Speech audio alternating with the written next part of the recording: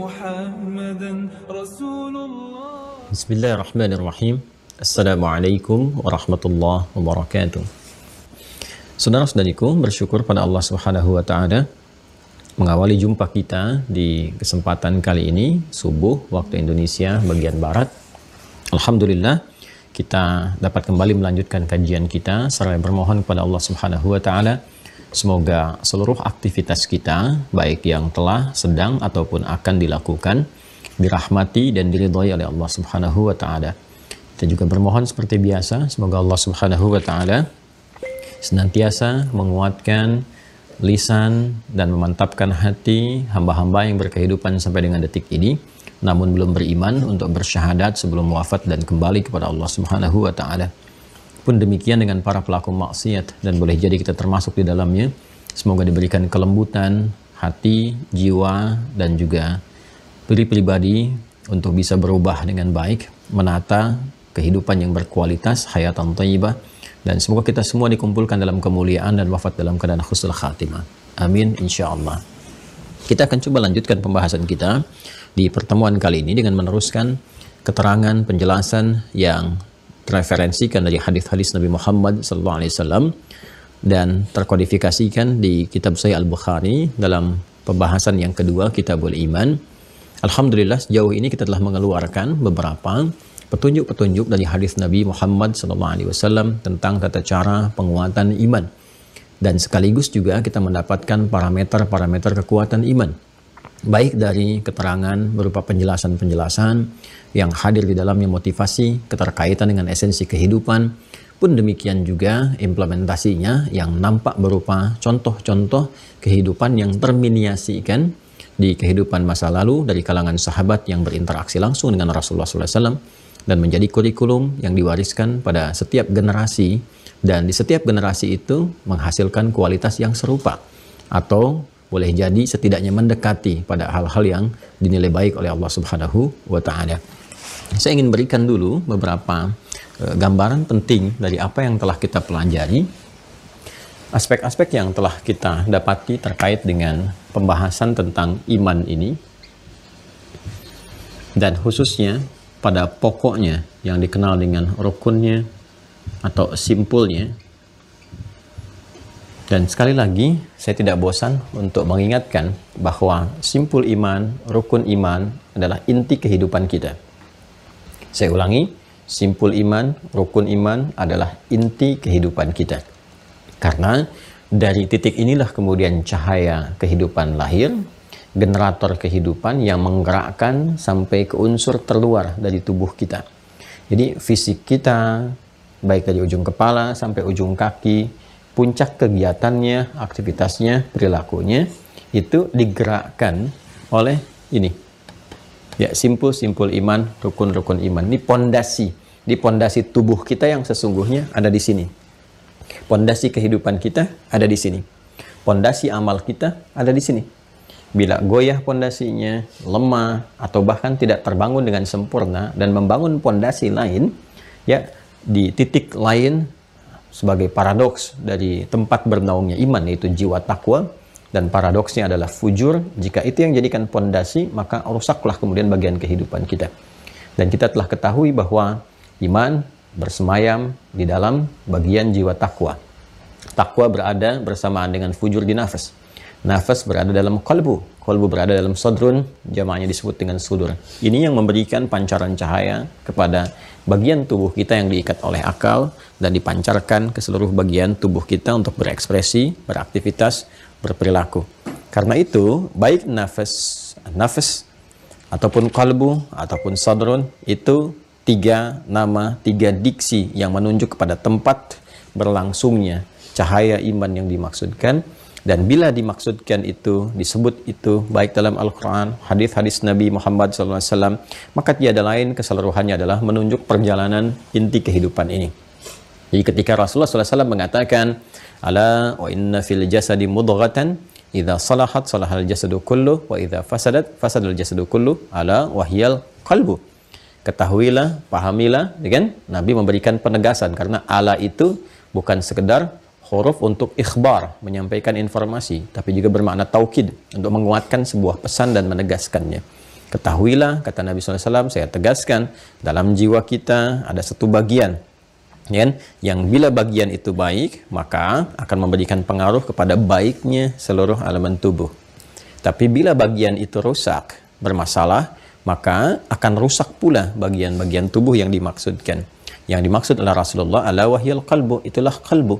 Ya, bila disebutkan qalbu sekali lagi, ataupun nafsu, an-nafs gitu kan, ataupun juga sadrun, itu yang dimaksud pancaran dari keimanan. Jadi kalau ini rusak, iman yang berada di jiwa takwa, takwanya rusak, ya kan?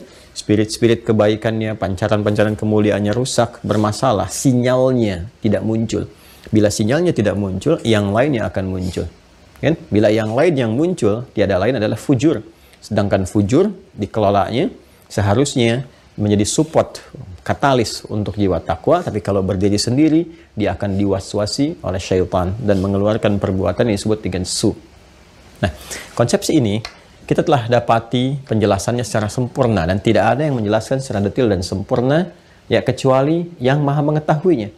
Dan yang maha mengetahui sudah barang tentu yang menciptakannya. Ya, yang menciptakan itu yang bisa menjelaskan dengan sempurna dan tidak ada keterangan sempurna yang kita dapati sampai sejauh ini dengan membandingkan di referensi lain kecuali dalam Al-Quran dan hadis Nabi Muhammad SAW. Sedangkan Al-Quran difirmankan oleh Allah. Karena itu tegas Allah mengatakan dalam Al-Quran bahwa Allah adalah sang pencipta, Khaliq, inni Khaliq. Demikian kata Allah Subhanahu wa taala, dan menugaskan setiap rasul, puncaknya Rasulullah Muhammad SAW, untuk menjelaskan kandungan-kandungan wahyunya. Rasulullah Muhammad SAW diperintahkan untuk menjelaskan kandungan dari Al-Quran. Karena itu tidak ada penjelasan yang paling sempurna yang sekaligus menguatkan ketuhanan Allah Subhanahu wa taala, kerasulan Muhammad SAW, yang bila keduanya kita gabungkan dengan mengakui Allah sebagai Tuhan yang hak, yang disembah, tiada Tuhan selain Allah, kemudian Muhammad SAW adalah utusan Allah, maka bila kita satukan pengakuan ini, kita katakan asyhadu an la ilaha illallah wa asyhadu anna Muhammadan Rasulullah. Karena itu, pengetahuan tentang hakikat, esensi berkehidupan seringkali mengantarkan pada orang-orang yang telah menemukannya untuk bersyahadat. Ya, dan yang ingin saya maksudkan adalah orang-orang yang seharusnya telah bersyahadat harus lebih dulu sampai ke sini. Karena itu, seluruh support dalam Al-Quran mengatakan pondasi keilmuan itu akan menguatkan keyakinan. Fa'lam annahu la ilaha illallah. Mesti punya ilmu.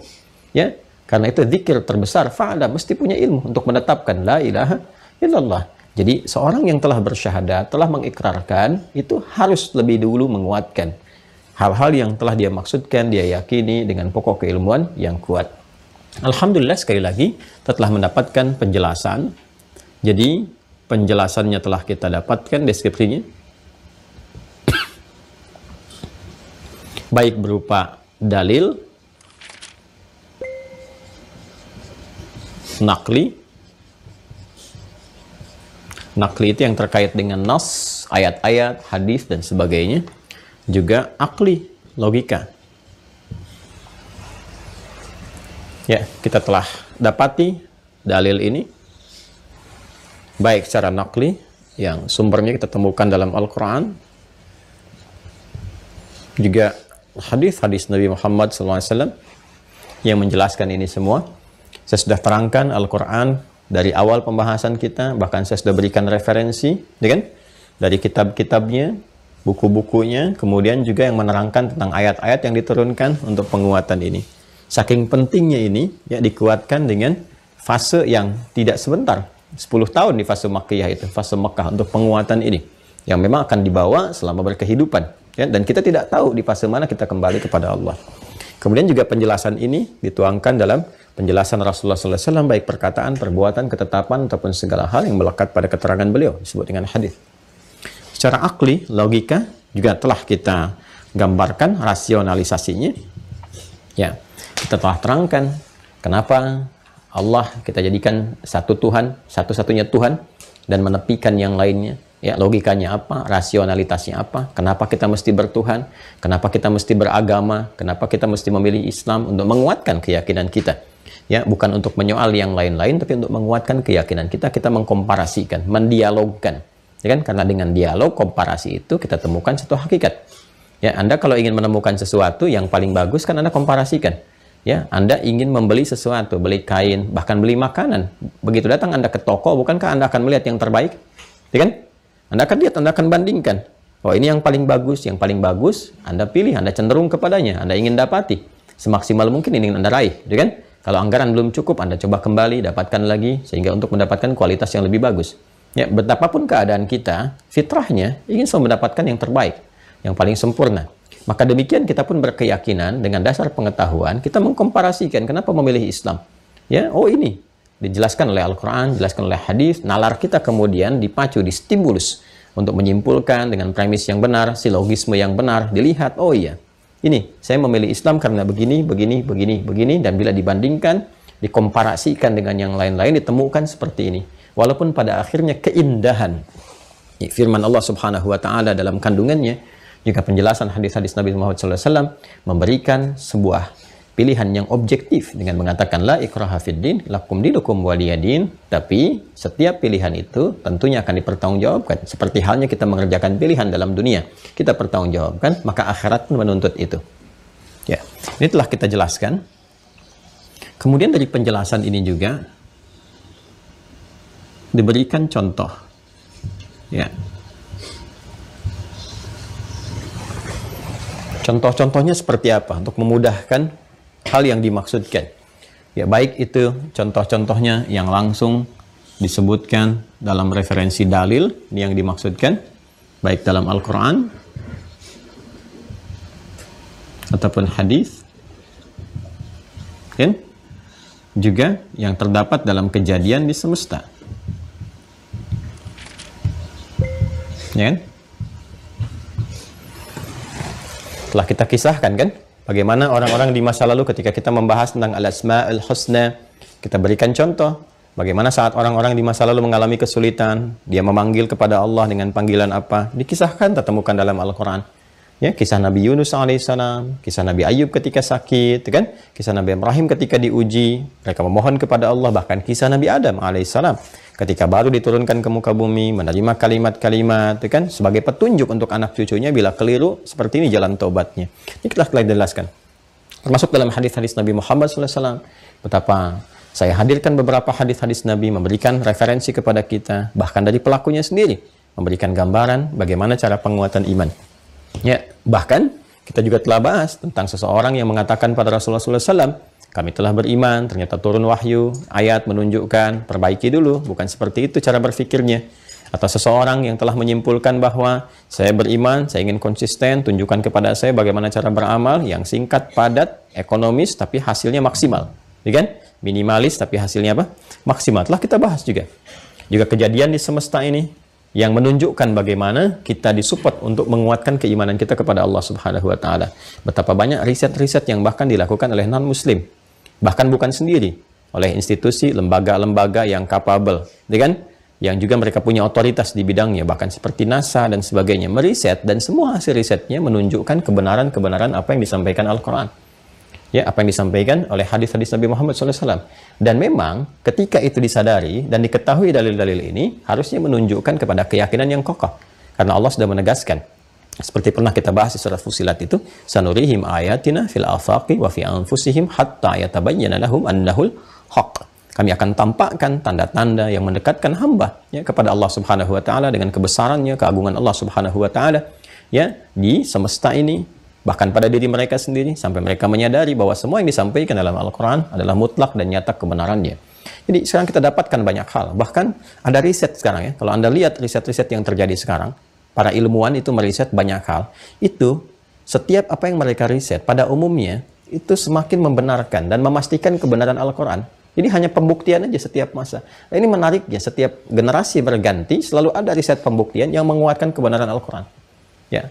Yang kita dapatkan kemarin saya contohkan NASA itu kan, begitu mereka meriset, mencitra bagaimana semesta ini berada dalam satu ruang yang mirip trompet dan sebagainya, dan telah kita sampaikan itu hanya 1-2 ayat dalam Al-Quran dari sekian banyak ayat.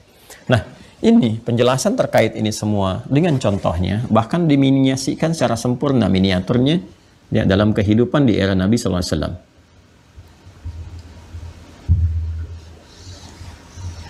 Ditunjukkan di kehidupan di era Rasulullah Sallallahu Alaihi Wasallam. Kita dapati bahwa ketika Nabi Muhammad SAW memberikan bimbingan tentang ini semua, menerangkan kepada para sahabat, dan para sahabat ringan sekali untuk mengatakan sami'na wa ata'na. Dan seperti ringan lisannya mengatakan demikian, dan ringan pula tubuhnya mengeksekusi, mengamalkan. Jadi ada keselarasan antara ucapan dengan perbuatan. Jadi tidak mengatakan sami'na wa ata'na, kami dengar, kami taat, tapi tubuh respon, ya, lambat. Jadi lambat dalam respon, hanya memorinya yang kuat, tapi perilakunya lambat. Ya, ini yang kemudian diperbaiki dalam era Rasulullah SAW, sehingga ada kesetaraan antara apa yang dikomitmenkan dalam jiwa, dipraktekkan di lisan, diucapkan, dan diterjemahkan lewat perilaku, perbuatan dari seluruh anggota tubuh. Maka apa yang dijelaskan oleh Rasulullah kepada umat beliau di era beliau yang dikenal dengan para sahabat itu, sahabat yang mulia, baik dari kalangan laki-laki ataupun perempuannya, ya, ini yang melahirkan satu kurikulum, teman-teman sekalian. Kurikulum kehidupan yang isinya berupa pedoman hidup. Ya, khususnya bagi setiap insan beriman. PHM, pedoman hidup mukmin, gitu kan?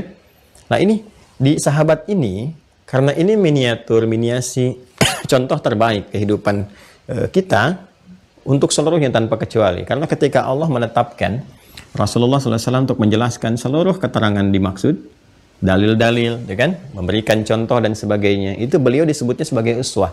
Laqad kana lakum fi Rasulillahi uswatun hasanah. Uswah hasanah. Ya.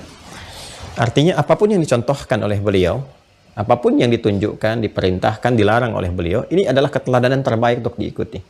Dan uswah hasanah ini bukan kemudian menetap pada satu pribadi saja. Gini. Ya, kalau pada pribadinya, maka yang akan disebutkan adalah sosoknya Muhammad.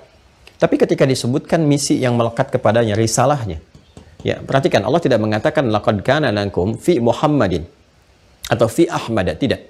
Allah mengatakan, Allah berfirman laqad kana lakum fi Rasulillah. Rasul, ya, baik-baik. Perhatikan, adalah tugas yang melekat, ya, kepada satu sosok yang diangkat oleh Allah Subhanahu wa taala dengan wahyu, dengan penetapan tertentu dari nabi menjadi rasul, karena ada risalah yang diberikan sebagai misi, ya kan? Untuk ditebarkan, dijelaskan, dan seterusnya sebagai pedoman bagi umatnya. Maka risalah ini yang menjadikan pemiliknya menjadi rasul. Jadi karena sifat risalahnya.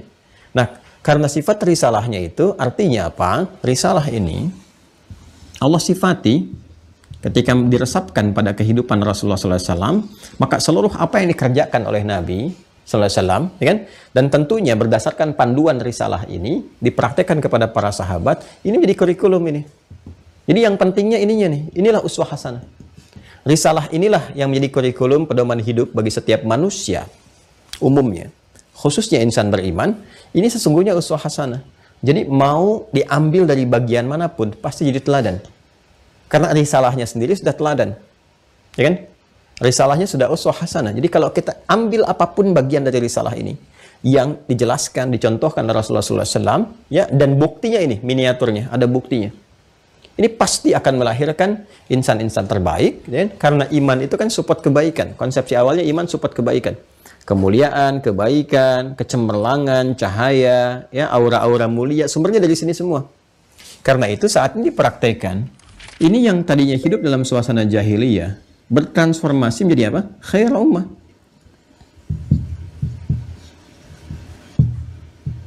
Ya. Masih ingat? Saat saya jelaskan di kurang lebih 3 episode ke belakang. Silahkan direview ya oleh teman-teman yang baru terhubung, boleh dilihat kembali dan bisa langsung masuk juga ke YouTube Mira kalau ingin lihat dari awal terus sampai akhirnya tanpa jeda dan bisa fokus di dalamnya.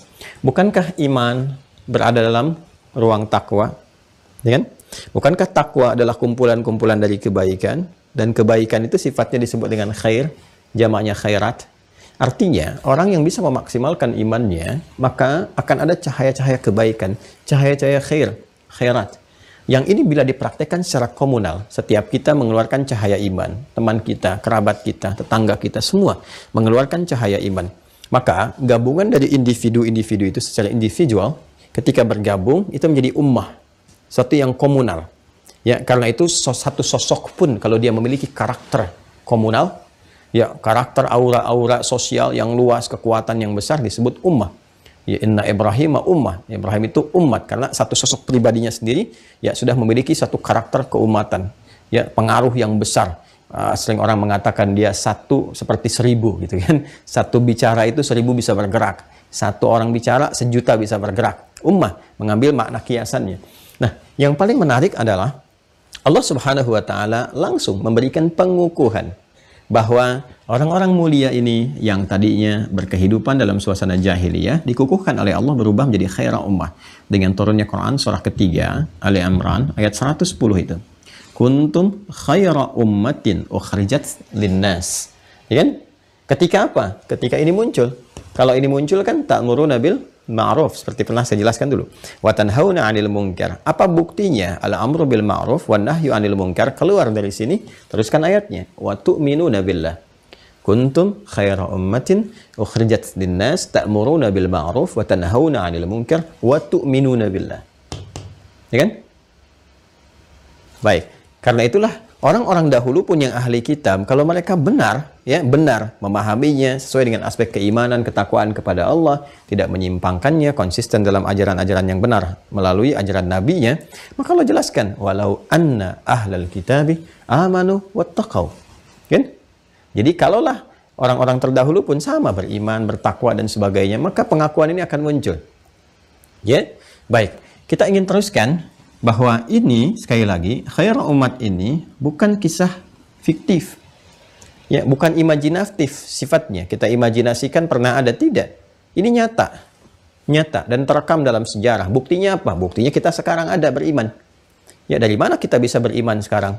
Ya, kalau tidak ada orang yang pernah beriman sebelumnya. Dari mana kita bisa mengatakan syahadat kalau tidak pernah ada orang bersyahadat sebelumnya? Ya, dan ini dibuktikan oleh sejarah, dikenal, diketahui, jejaknya masih ada. Bahkan tempatnya sampai sekarang dikunjungi oleh setiap orang di muka bumi yang beriman, kan? Datang, mengikuti jejaknya dan seterusnya. Artinya apa? Risalah ini bertahan. Dan tahukah Anda, ketika risalah ini dipahami sebagai kurikulum, pedoman kehidupan, dan ini diwariskan oleh para sahabat kepada generasi setelahnya, generasi tabi'in, ya, tabi'in, para pengikut. Bukan hanya mengikuti sahabat, tapi mengikuti ini. Para pengikut kurikulum kehidupan yang telah dipraktekkan oleh sahabat. Maka apa yang terjadi? Semua tabi'in dengan passionnya mereka masing-masing. Apakah cendekiawan, ilmuwan, para ulama-ulama, dan turunan-turunan yang lainnya, mereka mendapati kesuksesan serupa. Sama-sama sukses. Seperti yang didapatkan oleh sahabat. Walaupun keadaan suksesnya tentu akan menyesuaikan dengan eranya. Boleh jadi secara keduniaan berkembang, ya. Era di sini berbeda dengan era di sini. Ini secara keduniaan mungkin terbatas. Di sini sudah ada maritim, ya. Di sini sudah ada apa lagi? Pancaran-pancaran cahaya keilmuan, riset, penemuan-penemuan dan sebagainya karena makin meluas. Bahkan sudah sampai ke Eropa, dataran Tiberia itu, sampai ke Spanyol, ke Portugal, Sisilia dekat Italia dan seterusnya. Dia sudah menyebar dan membangun peradaban. Ada di sini. Hasil dari apa? Hasil dari ini. Ya. Bahkan banyak dialektika keilmuan yang melahirkan referensi-referensi besar. Sampai dari barat, dari timur, belajar. Kemana? Ke dunia Islam. Dan mengatakan peradaban Islam, bukan peradaban tempatnya. Sering saya katakan. Tidak pernah ada pembahasan peradaban Andalusia. Tapi selalu peradaban Islam di Spanyol, di Andalusia.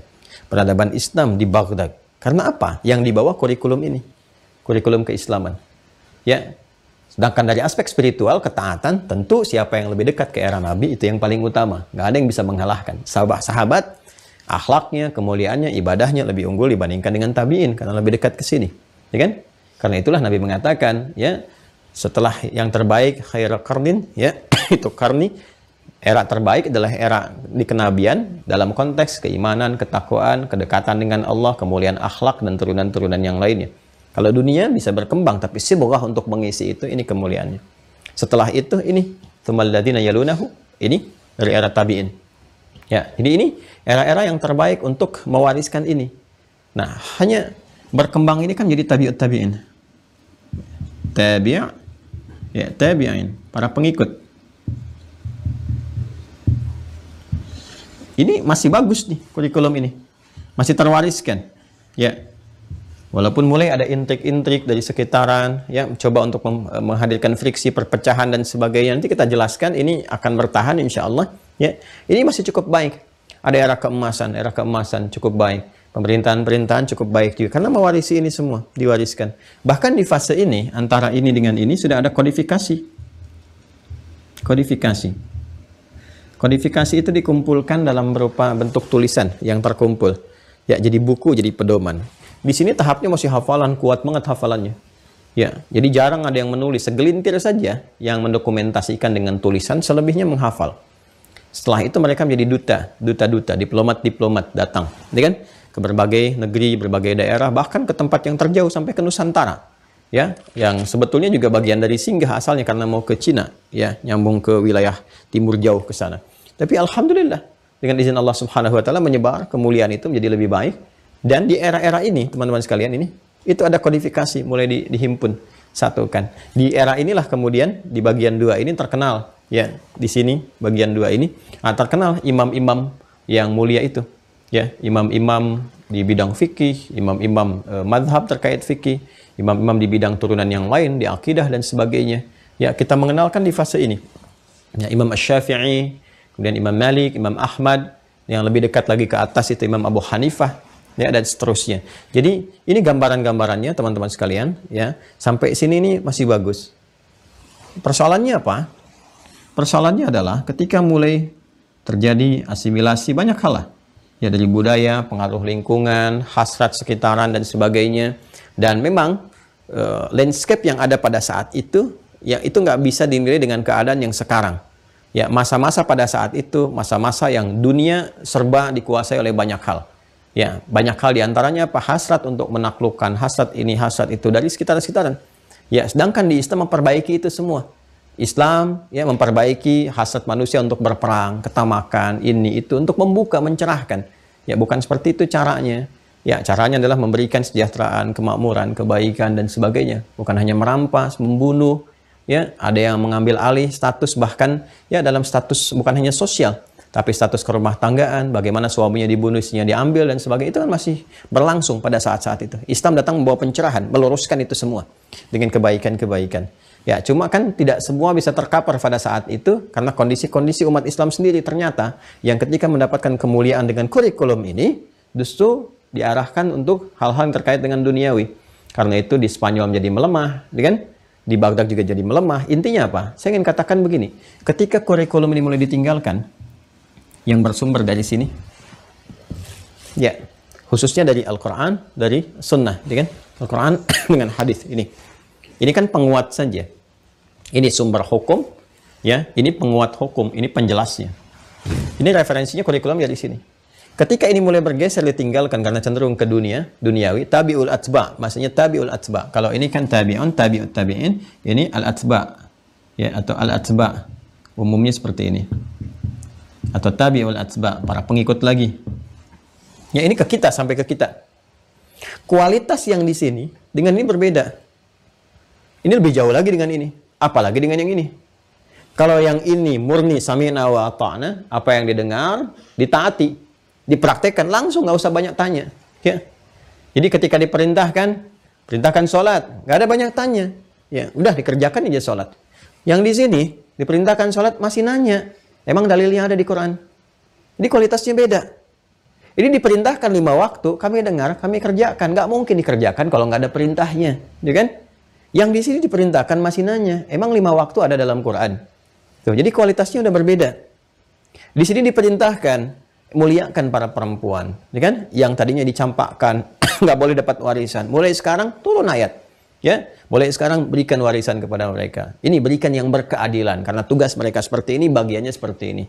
Ini diperintahkan masih nanya, kenapa nggak 1:1? Kenapa 1:2? Jadi di sini sami'na wa ata'na, yang di sini sami'na wa nanyaina, gitu. Sami'na wa sa'alna, gitu kan? Kami dengar, kami tanyakan. Ini kan kami dengar, kami taati. Kami di sini kami dengar, kami tanya gitu. Ini masalah. Kenapa? Karena ada reduksi di sini. Harusnya kembali gitu kan. Karena itulah kemudian yang menjadi penting bagi kita adalah karena kita nggak bisa mengakses langsung ke sini. Ya, kita ingin kembali. Kalau ingin maju, ini kan sudah terbukti. Jahiliyah jadi khairul ummah, ditampakkan semua. Bahkan kalau kita mau jujur, perkembangan yang terjadi di Barat saat ini, ataupun kemajuan-kemajuan yang dikatakan negara maju dan sebagainya, riset mereka, sekarang silahkan jujur dengan penuh objektif, silahkan teliti. transmisi sejarahnya, bagaimana spirit untuk riset itu muncul, dari mana landscape yang muncul sekarang itu, referensinya dari mana, Anda nggak akan jauh dapati, semua itu akan terhubung ke sini. Ke era ini, di mana mereka dapatkan belajar, utusan-utusan mereka datang ke Spanyol. Eropa dulu itu perempuannya pada berjilbab, Pak. Karena tesis Ibnu Khaldun mengatakan, orang-orang yang berada di bawah garis kemajuan itu berada inferior, cenderung ingin meniru sosok yang majunya. Kebudayaan yang majunya itu. Dulu maju, orang-orang Islam maju di Eropa, di Timur, di Barat, pada maju. Maka terpukau, kagum orang-orang sekitarannya. Eropa itu belum ada apa-apanya dulu. Ya, maka mereka pun bangga mengenakan pakaian-pakaian Islami. Yang berkerudung, laki-lakinya pada berjubah. Ratu-ratu itu berjilbab, berkerudung paling minimal lah. Silakan Anda cek ratu-ratu Eropa masa lalu. Rata-rata berkerudung. Ya, karena apa? Itu kebanggaan, kekaguman, stylenya begitu. Ya, ketika tertukar semuanya, ya kan? Dalam konteks apa? Mereka mengambil kurikulum ini terkait keduniaannya saja, ya dengan melepaskan sisi-sisi keagamaannya atau hal-hal spiritualnya, keislamannya, dapat kemajuan dunianya. Ya kan? Nah, berbalik sekarang, ketika sebagian umat muslim meninggalkan itu semua, tereduksi, terpukaunya dengan ininya, maka copy paste-nya muncul lagi kan, sifatnya itu. Maka sekarang sudah tertutup aurat, dibuka lagi, ya senang, sana di-chat, sini di-chat, ya kan? Sana pakai anting, sini ikutan pakai anting, yang laki-laki itu loh, macam-macam. Tanpa tahu apa sih sesungguhnya yang menyebabkan itu dipakai. Ya, saya baru tahu belakangan kalau ada yang kemudian dilubangi itu satu, ternyata laki-laki itu tanda salah satunya. Walau mungkin tidak semuanya, itu tanda bagi homo. Ya, jadi kalau dua-duanya sudah digunakan gini, homo ini sudah bergaul dengan homo yang lain gitu kan. Nah, ini ada orang-orang yang latah saja copy paste. Cepat kaget, gampang kagum gitu. Ada ini cepat, ada ini cepat. Jadi seakan-akan menjadi tanda kemajuan. Padahal boleh jadi di tempat yang bersangkutan itu tanda kerusakan.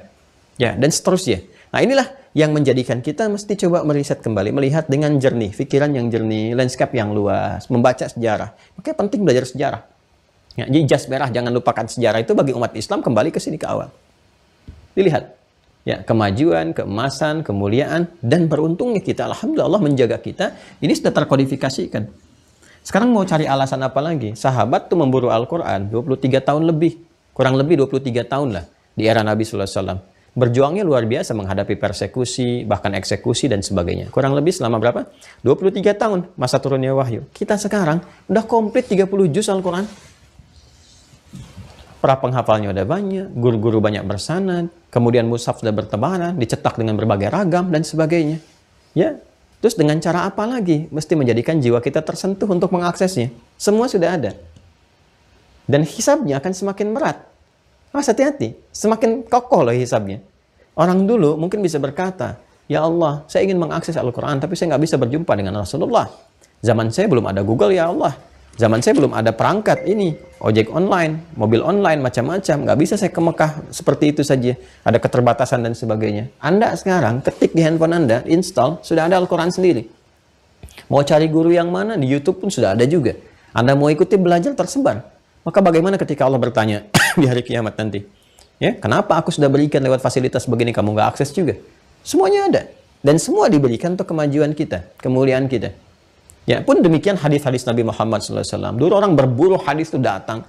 Sahabat Abu Hurairah datang ke Al-Madinah, kan mencari dalam lelah, dalam macam-macam. Ya, dan terkenal sekali bagaimana Imam Ahmad menjadi kuli di pasar hanya untuk mendapatkan biaya supaya bisa mencari hadis Nabi lagi. Bagaimana Imam Al-Bukhari ya mencari-cari hadis-hadis Rasulullah. Demikian pula orang-orang yang terbaik di masa lalu itu. Sekarang dikumpulkan dalam bentuk kitab-kitab, semuanya ada di situ. Tinggal akses saja. Jadi sudah lengkap. Karena itu, syiar, ya kan, ajakan-ajakan untuk kembali. Ayo kembali yuk, kemana? Ke sini nih, ke Al-Quran. Ini ke hadis. Kembali maksudnya kembali gali lagi. Hidupkan lagi. Sesuai passion kita, keluarkan. Jadi kurikulum kehidupan. Ayo keluarkan lagi. Ya kan? Yang pokok dulu tuh, pokok terkait dengan ibadah apa? Semua rata. Karena semua sholat. Oh, presiden, ya, gubernur, bupati, menteri, terus juga hartawan, ya kan? Kita pengajar, rakyat, semuanya. Semua kan sholat juga kalau dia beriman. Keluarkan fikihnya. Zakat keluarkan fikihnya, nanti sesuai profesi masing-masing keluarkan. Dan alhamdulillah bersyukurnya kita kepada Allah Subhanahu wa taala di dalam semua referensi ini, sumber utama dalam berkehidupan, ini referensi hidup utama kita, bahkan pedoman kurikulum hidup semua dijelaskan. Dan kita telah mendapati urutan ini semua sampai kita hadirkan bagian dari kurikulum ini. Kurikulum pertamanya adalah tentang penguatan iman. Ya, sudah berapa poin kita hadirkan kemarin demi melahirkan akhlak yang mulia, dari sifat haya, ya, kemudian menjaga lisan, menjaga tangan, sikap berbagi, menebarkan kedamaian, ya kan? Menghadirkan halawatul iman, menjadikan Allah dan Rasulnya sebagai cinta pertama, mencintai siapapun terkait dengan kita karena Allah, dan tidak menyukai kita terlibat dalam keburukan. Ya, sampai kita mendapati contoh-contoh dari kaum Ansar dan Muhajirin yang menghadirkan detil-detil yang bisa kita tiru. Nah, di pembahasan yang saya ingin maksudkan adalah poin-poin yang telah kita uraikan, uraian kurikulum ini, uraian kurikulum pada penguatan iman, ini yang coba kita buatkan dalam bentuk tabel-tabel kehidupan. Ya, karena itu kami sajikan loh, yang buku catatan penuntut ilmu itu, yang ini kan saat Anda masuk ke Mira itu kan, diantaranya ada ini. Dan ada bagian tulisan itu, ya kan? Nah, coba atau notes, ya, sifatnya notes itu kami berikan itu supaya Anda bisa menulis, menghadirkan ini semua. Lalu satu-satu keluarkan, bikin kertas. Ya, kami pun demikian. Saya ke anak-anak juga, umumnya kita ajarkan tuliskan. Baik itu ngaji, kita tuliskan dalam bentuk kertas. Dari mulai huruf, tunjukkan. Nggak ada salahnya kita keluarkan satu-satu untuk evaluasi. Kita hadirkan. Nah, orang yang sudah mengetahui ini, tahu ini semua, dan esensi kehidupannya tahu ada dalam iman. Sedangkan iman, saya turunkan ke sini, iman tempatnya ada di takwa. Takwa tempatnya ada di nafas. Nafas tempatnya ada di kalbu. Ini yang inti kan? Dan sebelum dia keluar gerbang akhirnya kalbu tempatnya ada di sadrun atau jamaknya sudur. Baru diteruskan kepada akal, baru diteruskan kepada jawarih untuk dieksekusi. Ya kan? Jadi semua intinya ada di sini sebelum gerbang keluar. Karena itu setan menggoda di sini was-wasnya. Ya, supaya apa? Yang masuk dari sini gerbangnya dibuka, langsung dicemari, yang keluar dari sini pun diprovokasi. Alladzi yuwaswisu fi sudurin nas. Intinya ada di sini. Dan itu Nabi mengatakan, ala inna fil jasadi mudghah wa idza salahat salahal jasadu kullu wa idza fasadat fasadal jasadu kullu. Jasad ada di sini. Yang menentukan apa? Ala wahyal qalbu. Ini, qalbu itu ini. Ada nafas, ada jiwa takwa, ada iman di dalamnya. Ya? Jangan sampai bergeser ke titik ini yang fujur. Berdiri sendiri. Yang kalau dia keluar ke sini, ya kan? Diwaswasi oleh syaitan, masuk dari sini, ya, yang buruk tembusnya ke sini, jadi dia provokasinya ke sini. Tuh. Yang kita harus maksimalkan ini. Nah, kita harus mengenal ini semua. Kalau kita kenal, kita tahu, maka konektivitas kita untuk menyembah Allah Subhanahu wa taala, menuhankannya, memancarkan cahaya-cahaya Rabbani, cahaya-cahaya yang dibimbing oleh Rabb, oleh Allah Subhanahu wa taala untuk berperilaku, beramal soleh dalam kehidupan, itu bisa tampil dalam kehidupan, sehingga melahirkan hidup berkualitas, berkemajuan di setiap era. Ya, dengan kurikulum yang telah ditetapkan. Mengetahui konsepsi ini semua disebut dengan ma'rifah. Mengetahui sesuatu yang terukur dengan baik, dengan sempurna disebut dengan ma'rifah. Ya, inti di semua ini kan ada di kalbu. Ya, jadi kalau kita paham tentang kalbu kita, tentang fungsinya, maka baik jawarih kita, baik jasad kita. Kalau baik, semua ini akan muncul seperti yang diharapkan. Jadi mengetahui inti kehidupan yang ada dalam kalbu, kalau kita satukan, mengetahui sesuatu, teramati dengan sempurna disebut dengan ma'rifah, dan intinya disebut dengan kalbu, maka kita bisa katakan ma'rifatul qalbi. Ini bagian yang terpenting dalam kehidupan. Ya kan? Nah, apakah ada petunjuk tentang ma'rifatul qalbi ini? Baik dalam Al-Quran, ataupun dalam hadis-hadis Nabi Muhammad SAW, itu yang akan kita baca saat ini. Ya. Jadi, ini mukaddimah yang saya sampaikan sampai kita memahami dasar sebelum kita memulai pembahasan kita. Ya. Bagi orang yang barangkali baru interaksi sekali dengan taklim kita ini, oh kaget ternyata 1 jam baru mukaddimah. Tapi boleh jadi apa yang diterangkan ini adalah bagian yang terpenting untuk memahami sesuatu. Karena kalau sudah kita paham apa yang mau dibaca lebih gampang, ya kan? Ada orang-orang yang ketika belajar dia bisa mengerti, oh syekhnya mau sampaikan ini ke sini arahnya gitu ya. Tapi ada juga kondisi-kondisi yang memang kita harus tahu dulu landscape-nya secara luas, baru kita akan paham kemana arah pembahasannya. Baik, bismillahirrahmanirrahim, masih di halaman 26, lanjutan dari subbab minad din al-firaru minal fitan. Hadis yang selanjutnya ya, topik selanjutnya yaitu di subtopik yang ke-13. Kalau kemarin kan 12, sekarang yang ke-13. Saya kira sudah di-upload ya. Kami sudah men-scan, sudah di-upload juga. Mohon Anda download, kemudian hadirkan, dan saat saya bacakan Anda menyimak. Sehingga apa yang saya baca juga serupa dengan yang Anda dengar dan bisa mengikuti bacaannya. Bismillahirrahmanirrahim. Bab. Ya kan? Qaulun Nabiyyi sallallahu alaihi wasallam. Subtopik pembahasan tentang sabda Nabi sallallahu alaihi wasallam. Ana a'lamukum billah. Nabi SAW bersabda, ana, kata Nabi, saya. Wah, kalau sudah menggunakan kata ana, ini personal sekali. Ya, ini personal sekali. Biasanya sih kalau dalam satu pembicaraan sudah menggunakan kata ana, itu ada penekanan di dalamnya. Ya, sudah ada penekanan pada sesuatu. Ya, imma terkait dengan hak personal misalnya, ya, atau kemampuan secara personal. Ya, kalau kita ingin menegaskan misalnya, siapa presidennya di sini, di perusahaan ini, kan ada presiden direktur, ya. Siapa pemimpinnya di sini? Maka dikatakan ana. Nah, ini kalau sudah menggunakan ana itu sesuatu yang melekat. Ya, dan ini bisa positif, bisa negatif. Ya, karena itu ketika iblis pun merasa ingin menunjukkan satu hal yang melekat pada dirinya, yang beda dengan Adam, ya dia mengatakan kata ana, yang di situ Allah murka. Ya, kalau Anda buka Quran surah ke-7 misalnya, Al-A'raf, di ayat ke-12 ya, sampai ke-13 itu. Qala ma mana'aka alla tasjuda idh amartuk. Ada? Kan? Qala Allah berfirman, ma mana'aka alla tasjuda idh amartuk. Apa yang mencegah engkau untuk tidak hormat kepada Adam saat aku perintahkan? Ada ayatnya? Jadi Allah ingin menegaskan ya, ini perintahku, bukan persoalan hormatnya, bukan persoalan sujud hormatnya, tapi ini perintah saya, kata Allah. Kalau saya nggak perintahkan, ya silahkan. Kau nggak kerjakan, ya itu pilihan, nggak ada masalah. Tapi ketika aku perintahkan, itu kewajiban sifatnya. Bentuknya kewajiban hukumnya. Apa yang dia katakan? Ana, tuh lihat jawaban pertamanya. Dia bilang, ana khairum minhu. Khalaqtani min narin wa khalaqtahu min tin. Ya, saya lebih hebat dibandingkan dengan Adam. Nah, ini menunjukkan satu penekanan, tapi aspeknya negatif. Ya, ingin menunjuk ke kekhususan. Kalau sudah orang mengatakan saya, nah ini kan di nuansa dialektika ya, kita interaksi secara kata-kata pun kalau sudah mengatakan saya, nah itu ya. Nah, itu kan kesannya berbeda ya. Beda dengan kita mengatakan kami begini-begini, tapi kalau sudah saya, nah itu. Saya bertanggung jawab dengan semua ini. Wah, pimpinan dalam militer mengatakan, bukan anak buah yang keliru, saya sebagai pimpinan. Nah, misalnya, kemudian saya, nah itu udah mengambil kesan saya, nah, itu sudah ada konotasi tertentu, unsur yang spesifik, berbeda dengan hal-hal yang biasa. Nah, itu yang negatif tadi. Ya, kalau dilekatkan pada kesan positif, jadi positif. Nah, contoh positifnya ini, ya ketika Rasulullah SAW bersabda, ana a'lamukum billah. Saya, kata Nabi, ya SAW, a'lamukum, yang paling tahu.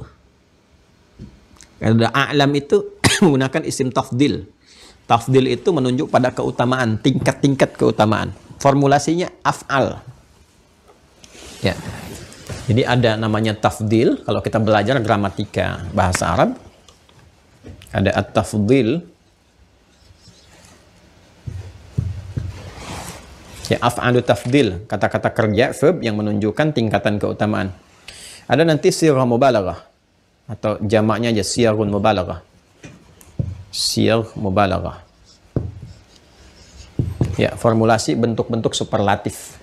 Kalau ini menunjukkan tingkatan keutamaan,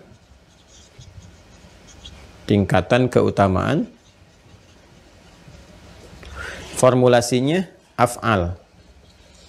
Af'al. Ya kan? AA gitu kan?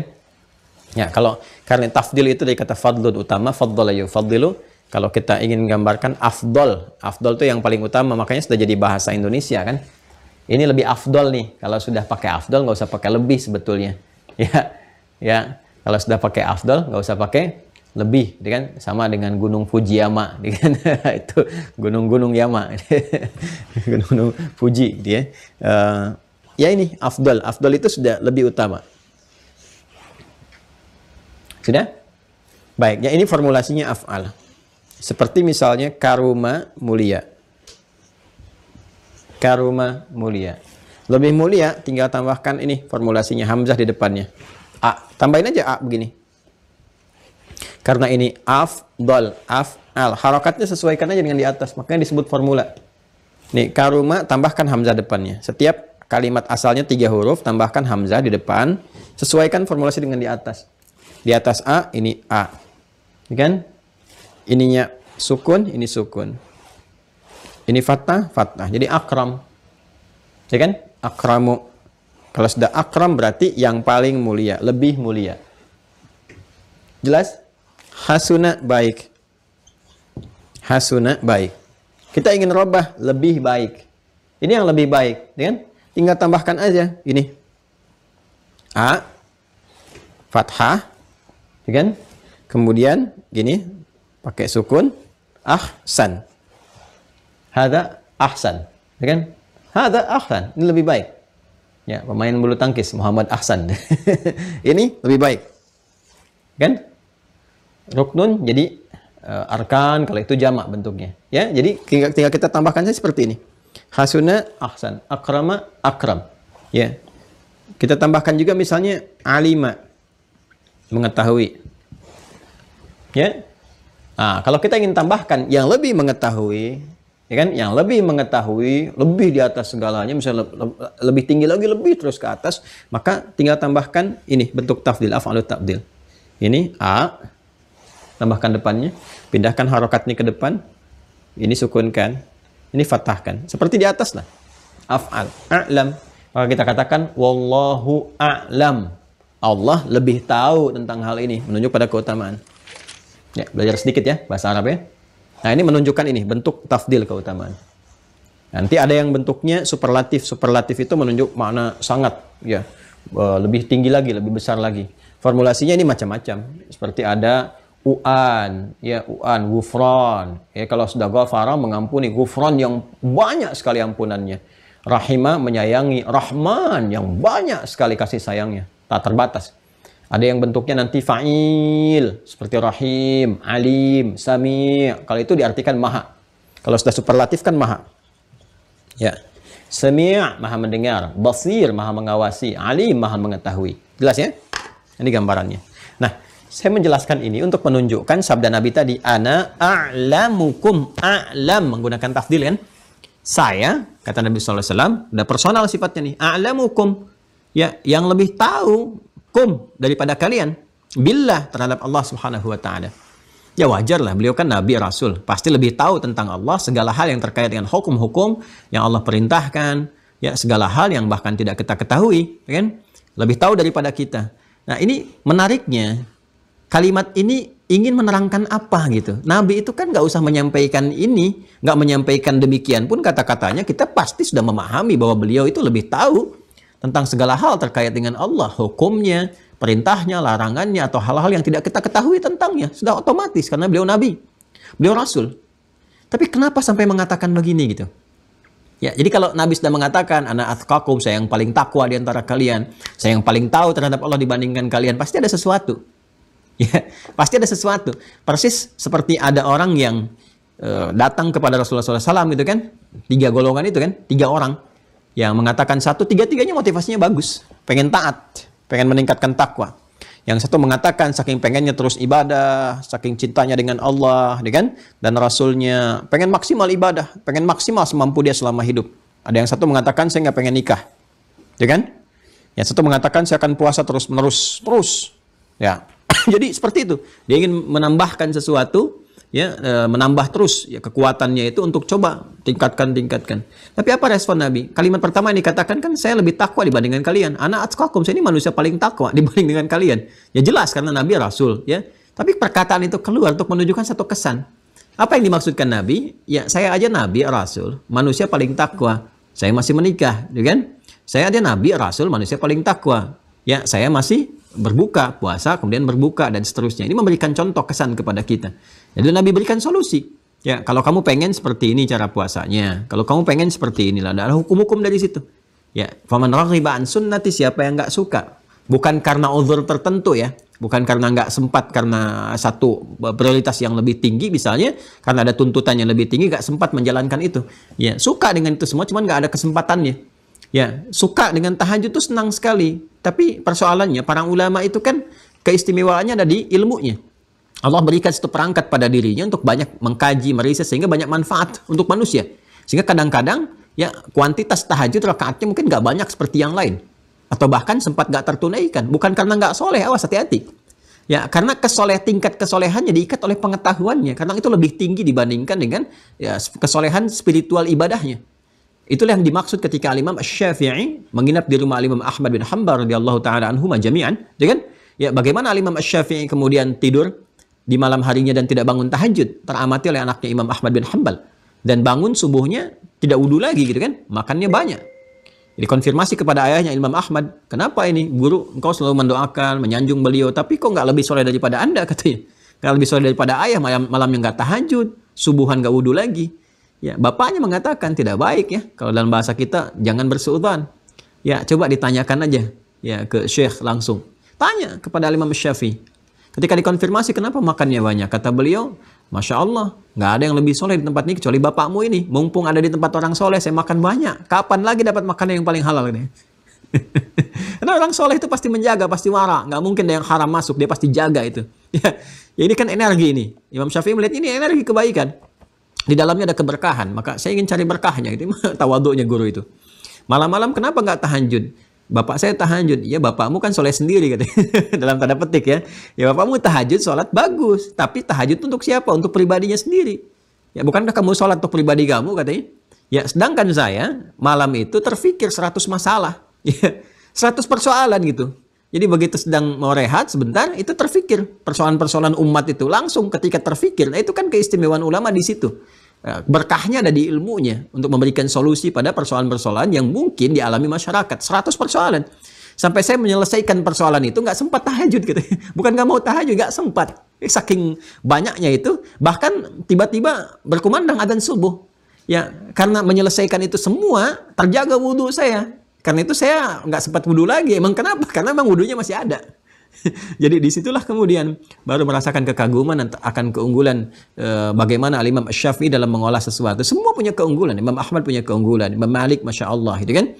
Tapi di titik ini semua sepakat bahwa ada kekuatan-kekuatan tertentu yang memang itu amanahnya di situ.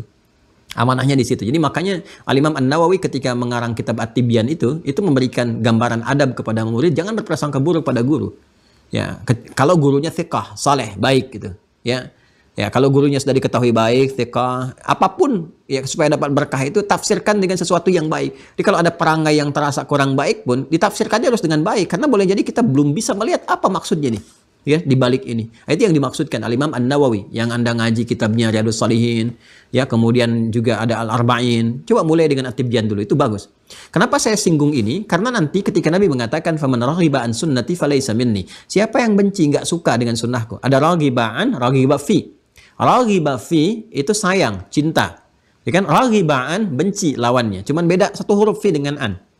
Ya, nah kalau ada orang nggak suka dengan sunnahku, nggak mau nikah misalnya, itu kan sunnah Nabi diantaranya, kan? Karena benci aja karena nggak suka, nah, itu Nabi katakan falaisa minni, bukan termasuk golonganku. Tapi kalau dia ya memandangnya ini bagian sunnah betul, tapi nggak sempat aja, ya karena ada satu prioritas tertentu seperti Al-Imam An-Nawawi, kan selama hidupnya nggak sempat nikah, ya bukan nggak mau nikah, nggak sempat saking sibuknya, ya kan? Dan berkahnya kan Anda dapatkan sekarang. Ya, Syarah Sahih Muslim 9 jilid, kemudian apalagi ya Riyadhus Shalihin 1896 hadis ya lengkap dengan penjelasan. Kemudian ada Al-Arba'in, ada lagi yang lain At-Tibyan fi Adab Hamalatil Quran dan sebagainya. Itu gambaran-gambarannya. Nah, jadi kalau ada kalimat Nabi mengatakan ana atqakum, saya yang paling takwa dan sebagainya, ini ingin menunjukkan hikmah penekanan ya pada orang-orang yang mungkin dalam memahami sesuatu belum sempurna. Ya, sehingga karena ketidaksempurnaan ini, belum sempurnaan ini, mesti disempurnakan penjelasannya. Dan biasanya, tipikal orang yang memahami seperti ini, belum sempurna, tapi ada unsur nekatnya. Sehingga mesti ditegaskan. Ya, kan kalau kita begini misalnya, dalam kehidupan juga begitu kan? Jadi kalau kita ingin katakan misalnya, wah ini, di Al-Bukhari begini. Tapi dia sendiri belum khatam Al-Bukhari. Dan pemahamannya belum sempurna. Maka yang telah khatam mengatakan, hei, saya aja yang udah khatam 16 kali Sahih Al-Bukhari, pemahamannya nggak seperti Anda ini. Nah, ini untuk menekankan bahwa perbaiki itu keliru. Kan? Nah, sama persis dengan kehidupan kita. Anda pernah ke Spanyol misalnya kan? lalu Anda mengalami macam-macam dan sebagainya, ada orang yang baru baca. Lalu dia mengatakan gini, di Spanyol begini. Maka Anda yang pernah ke Spanyol mengatakan, saya aja yang sudah ke Spanyol ke sana, nggak seperti itu yang tempat Anda lihat itu. Saya aja yang udah pernah ke sana gitu kan. Anda ke sana dulu, baru lihat. Nah, ini menunjukkan sebuah kesan. Nah, apa yang ingin disampaikan Rasulullah dengan kalimat ini? Ana a'lamukum billah. Saya ini lebih tahu dibandingkan kalian tentang Allah. Ya kan? Nah, apa poin yang ingin diutarakan di situ? Hikmahnya apa? Ini kalimatnya. Ya, yuk kita lihat. Wa annal ma'rifata fi'lul qalbi. Wa annal ma'rifata fi'lul qalbi. Nah, saya aja, kata Nabi SAW, paling tahu tentang Allah, paling ma'rifat. Tadi kan ma'rifat itu tahu. Ini. Ma'rifat itu tahu. Dan di antara puncak ma'rifat itu adalah ma'rifatullah. Nah. Saya ulang ya. Ma'rifah itu mengetahui sesuatu secara sempurna, secara luas. Ya, basicnya pengetahuan, basicnya ilmu. Ilmu kalau sudah terkumpul jadi ma'rifah. Ya, pengetahuan yang terkompilasi. Baik, perhatikan. Ini asalnya dari kata verbnya, kata kerjanya arafa. Ya, arafa. Nounnya al-urf. Al-urf itu asalnya kerikil-kerikil yang disusun. Jadi kalau Anda nyusun kerikil-kerikil sampai jadi bukit. Masih terimajinasikan nggak kalau kita misalnya mau bangun sesuatu itu kan suka ada tumpukan batu kerikil itu kan? Ditumpuk gitu ya. Ya, kadang kan sekarang kalau diturunkan dari truk kan langsung begitu. Jadi tersusun langsungnya seperti bentuk gunungan gitu. Nah, Anda kalau nyusun kerikil terus batu-batu sampai ke atas, ya sampai ada susunannya seperti bukit, terus Anda naik ke atasnya. Terus terlihat landscape-nya secara luas, terlihatan dari atas. Ya, warna-warninya, ragamnya, macam-macamnya dan sebagainya. Nah, itu susunan bukit yang tingginya, yang sudah tersusun, saking tingginya terlihat yang ada di sekitarannya, itu disebut a'raf namanya, turunan dari sini. Kalau Anda sudah naik nyusun, sampai jadi bukit, kan? Terus naik ke bagian paling atas, sehingga dari sini nampak di sekitarannya. Yang sini terlihat, dan juga terlihat, landscape-nya lebih luas. Ini disebut a'raf nih, puncak ini disebut a'raf. A'raf. Karena itu ada surah Al-A'raf. Kenapa disebut surah Al-A'raf, surah yang ke-7? Itu kan rahasianya dari ayat 47 sampai 49 sampai ke 50-nya, kan? Ya, disebut dengan Ashabul A'raf. Karena ada orang yang saat dihisab itu antara soleh dengan salahnya, ini yang kanannya soleh, ini salah. Itu 50-50, 50-50. Seimbang. Di kebaikannya 50%, kesalahannya 50%. Ya kan? Dia belum bisa ke surga. Dia juga tidak ke neraka. Ya kan? Karena seimbang amalannya. Ya, butuh keputusan ini. Di sini kan rahmat Allah Subhanahu wa taala, syafaatnya. Lalu apa yang terjadi? Lalu disimpan dulu karena ini belum ke surga, belum ke neraka, tidak ke neraka, belum ke surga, diperbaiki kata-katanya, tidak ke neraka, kan? Maka disimpan dulu di A'raf nih. Satu bukit yang tinggi yang bisa mengamati semua keadaan di surga. Terlihat, cepat pengen nikmatnya orang di surga, Masya Allah, kegembiraannya, berbinar wajahnya, macam-macamnya, dan semua. Pengen ke sana. Dan nggak sanggup lihat ke belakang, ke neraka. Nggak sanggup dengar-dengar jahitan-jahitan, nggak sanggup nengok. Ya ilustrasinya beginilah yang paling gampangnya gitu. Jangankan neraka yang segala puncak kepedihannya tak terlukiskan, nggak bisa terbayangkan, saking dahsyatnya nggak bisa terbayangkan. Ya, yang paling gampang ginilah, Anda malam-malam suasana gelap gitu kan, jalan di belakang ada suara, cepi, manggil gitu kan. Kira-kira sanggup nengok nggak ke belakang? Apa Anda akan menengok? Apa sih ribut amat? Nah, saya yakin nggak akan begitu, pasti Anda akan lari, nggak sanggup nengok Anda. Ya, suasana samping kuburan macam-macam Anda lewat, tiba-tiba ada pohon besar, begitu Anda lewat, di situ ada suara. Gitu kan, cepi apa Suneo? Bisa gitu. Anda nggak mungkin Anda nengok, bukan saya Asep, enggak, pasti lari. Ya itu baru satu aja seperti itu, Anda sudah nggak sanggup lihat. Apalagi yang puncak dari segala bentuk hukuman, teriakan macam-macam, histeria, ada di sini semua. Jadi dilukiskan, digambarkan gitu kan. Di surah Al-A'raf itu bagaimana dia ingin cepat mendapatkan rahmat Allah ke surga. Kemudian juga ini Ya, dia tak sanggup untuk menoleh ke belakang. Maka saat itulah dia berharap rahmat Allah dan rahmat Allah diturunkan pada saat itu. Maka dimasukkanlah ke surga. Setelah proses hisab selesai. Setelah hisab selesai, ya, satu harinya kan 1000 tahun. Setelah ini selesai. Nah, inilah A'raf. Ini saya ingin terangkan turunan kata ini derivasinya. Ya, jadi tergambarkan bagaimana susunan-susunan ini menjadikan terlihat sekeliling. Ya, akumulasi pengetahuan. Ya, kompleksitas pengetahuan yang terkumpulkan sehingga kita melihat landscape-nya lebih luas, teramati. Oh, ini melakukan ini karena begini. Oh, ini dasarnya seperti ini. Oh, dia mengerjakan ini karena ini. Oh, dia baca bismillahnya jahar karena ini dalilnya. Oh, dia nggak baca karena begini. Oh, dia sir karena seperti ini. Oh, dia baca rakaat pertama saja tidak karena begini. Luas sekali. Itu kumpulan akumulasi ilmu pengetahuan yang menjadikan landscape dia melihat semakin luas pandangannya, semakin terlihat. Itu disebut ma'rifah. Ini. Ya kan? Dan puncak ma'rifah itu, puncak ma'rifahnya adalah ketika mengenal Rabbnya. Ya. Orang yang mengenal Allah Subhanahu wa Ta'ala dengan baik, maka dia akan mengenal tentang hukum-hukumnya, tentang dirinya, tentang hakikat kehidupan, tentang jalan kehidupan. Lalu kalau sudah kenal itu semua, mudah dia menjalani kehidupan karena tahu. Ya. Dia akan kemana nih? Oh, dia akan berumah tangga. Oh, dia sudah tahu tentang hal-hal yang boleh jadi gitu kan terjadi di rumah tangga. Oh, ini yang akan dialami, ini solusinya. Karena tahu solusinya, dia berjalan menikmati itu semua. Apalagi bisa di pekerjaan, dia tahu babnya tentang bab rizki, dia mengerti. Ya, dia kenal Allah ke Razzaq yang Maha Pemberi rizki dan sebagainya. Karena mengetahui, mempelajari luas itu menjadikan hidupnya lebih mudah. Maka di sini ada dorongan ma'rifatullah. Ya, ayo kenali dong Rabbmu, kenali Allah Subhanahu wa Ta'ala. Ya, support pertama ma'rifah itu kan ilmu. Makanya perintah pertamanya dapat ilmu. Fa'lam annahu la ilaha illallah. Quran surah 47 kan? Ya, ayat 19. Fa'lam annahu la ilaha illallah. Mesti punya perangkat ilmu. Ilmu itu mengarahkan kita pada ma'rifah. Ya, akumulasi semua pengetahuan itu menjadi ma'rifah. Karena itu wajar semua bentuk pengetahuan terkait dengan Allah Subhanahu wa Ta'ala, ketuhanannya, perhatiannya, perawatannya, ya, panggilan kepadanya, nama-nama mulianya, itu semua Nabi yang paling tahu. Makanya Nabi mengatakan, ana a'lamukum billah. Saya yang paling ma'rifah, saya yang paling tahu. Jadi kalau kita ingin ma'rifah kepada Allah, ingin mengenal, ingin tahu, ingin jadi hamba yang sempurna, yang baik dan sebagainya, maka jalannya nggak ada lain kecuali ikuti Nabi. Bukan mengkreasikan sendiri. Ya, karena itu Nabi dari awal mengatakan, ana a'lamukum, saya yang paling ma'rifah, saya yang paling tahu. Pakai tafdil bentuknya. Billah.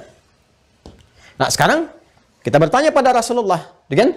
Ya Rasulullah, kalau begitu bagaimana jalannya untuk mengenal ini? Kan? Bagaimana jalannya untuk mengumpulkan semua pengetahuan itu, mendekat kepada Allah, mendapatkan kemuliaan-kemuliaan dan sebagainya? Apa jawabnya? Kita lanjutkan. Ya. Kata Nabi, ana a'lamukum billah wa annal ma'rifata, dan ma'rifah itu pakai alif lam tuh. Ya, kalau sudah pakai alif lam di sini kan, wah sudah, ini istighraq. Apa di sini ta'rif? Ta'riful ma'rifah, kan? Kekhususan atau keluasan. Kalau keluasan berarti maknanya banyak. Wa annal ma'rifata, dan ma'rifah itu sungguhnya fi'lul qalbi. Ya, termasuk amalan hati. Ini dia jalannya. Jadi Nabi memberikan satu gambaran bahwa kalau kamu ingin mendapatkan ini, wa annal ma'rifata, dan sungguhnya ma'rifah itu, kalau kamu ingin mendapatinya, kan? Fi'lul qalbi, ini amalan hati. Qalbi ke sini. Yang tadi saya tuliskan nih, qalbu masih ada nih. Fi'lul qalbu intinya di sini. Sedangkan di awal sudah saya sampaikan, kalau ada bahasa-bahasa qalbu, nafas, sadrun dan sebagainya, intinya kemana? Ke jiwa takwa. Inti takwa apa? Iman. Ini ma'rifah itu kaitannya dengan iman sini. Qalbu. Jadi kalau ingin mengenal Allah dengan baik, dan feedback dari mengenal Allah itu mudah hidup kita. Ya, kan ini, di sini ada takwa kan? Semakin meningkat takwa, semakin mudah hidup kan? Kenapa? Karena konektivitas takwa ini ke sini, ke Allah. Karena itu kalau takwa kita ditingkatkan, naik terus, pancaran imannya naik terus, ya sempurna ini, menuju kepada Allah, maka feedbacknya yang turun adalah kemudahan. Karena Allah maha segalanya. Ini apapun yang kita kerjakan, kita tahu, oh ini Allah sedang menguji, oh yang diinginkan begini. Jadi langsung ada bimbingan. Di bawah bimbingan itu ala hudan. Ulaika ala hudan mir rabbihim. Dibimbing oleh Allah Subhanahu wa Ta'ala. Karena itu konsepsi ini kalau kita pelajari, ini bukan teori belaka, bukan. Ya, bukan keterangan seperti adanya, tidak. Ini langsung gambaran dari sini Al-Qur'an. Ya kalau mau dikeluarkan dalilnya, ya kita keluarkan. Quran surat 65 misalnya. At-Talaq. Di akhir ayat kedua itu. Sampai awal ayat ketiga. Wa may yattaqillaha. Tuh. Dan siapapun, pilihannya. Dan siapapun, tanpa kecuali.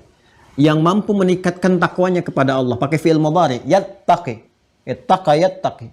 Siapapun yang terus mencoba meningkatkan takwanya. Kepada siapa? Allah. Apa feedbacknya? Yaj'al lahu makhraja. Maka Allah berikan jalan keluar. Itu feedbacknya pakai nakirah loh, nggak pakai alif lah, makhraja. Ya, general sifatnya. Apapun persoalan kehidupannya. Yaj'al lahu makhraja. Maka Allah akan memberikan jalan keluar dari setiap persoalan yang ia alami. Jadi selalu dibimbing karena sudah ma'rifah itu. Dibimbing karena luas kan. Ya, tiba-tiba ada macet, orang lain keluh kesah begini, tantin. Oh ini santai aja. Wah sudah Allah tetapkan macet, mengeluh juga nggak ada persoalan. Alhamdulillah ya Allah yang kau hadirkan suasana ini sehingga aku bisa murajaah lagi. Aku bisa baca lagi. Jadi selalu ada solusi gitu. Karena lapang. Ya ada ma'rifah ini. Jadi apapun yang terjadi pada dirinya, selalu dia ada kesimpulan dalam jiwanya yang mengatakan inna ma'al usri yusra. Itu kalau dalam bahasa bebasnya, inna ma'al usri yusra itu kalau dalam bahasa bebasnya, pasti ada solusinya. Ya, setiap ada kesulitan, pasti ada masalah, ada solusinya. Setiap ada problem, ada solusinya. Ya, kalau dalam bahasa cepat lagi, pasti selesai ini. Itu secara psikologis memberikan ketenangan pada hati, kelapangan pada jiwa. Ya, karena itu sesuatu yang lapang, jiwa kalau sudah lapang, kan enak menerima apapun.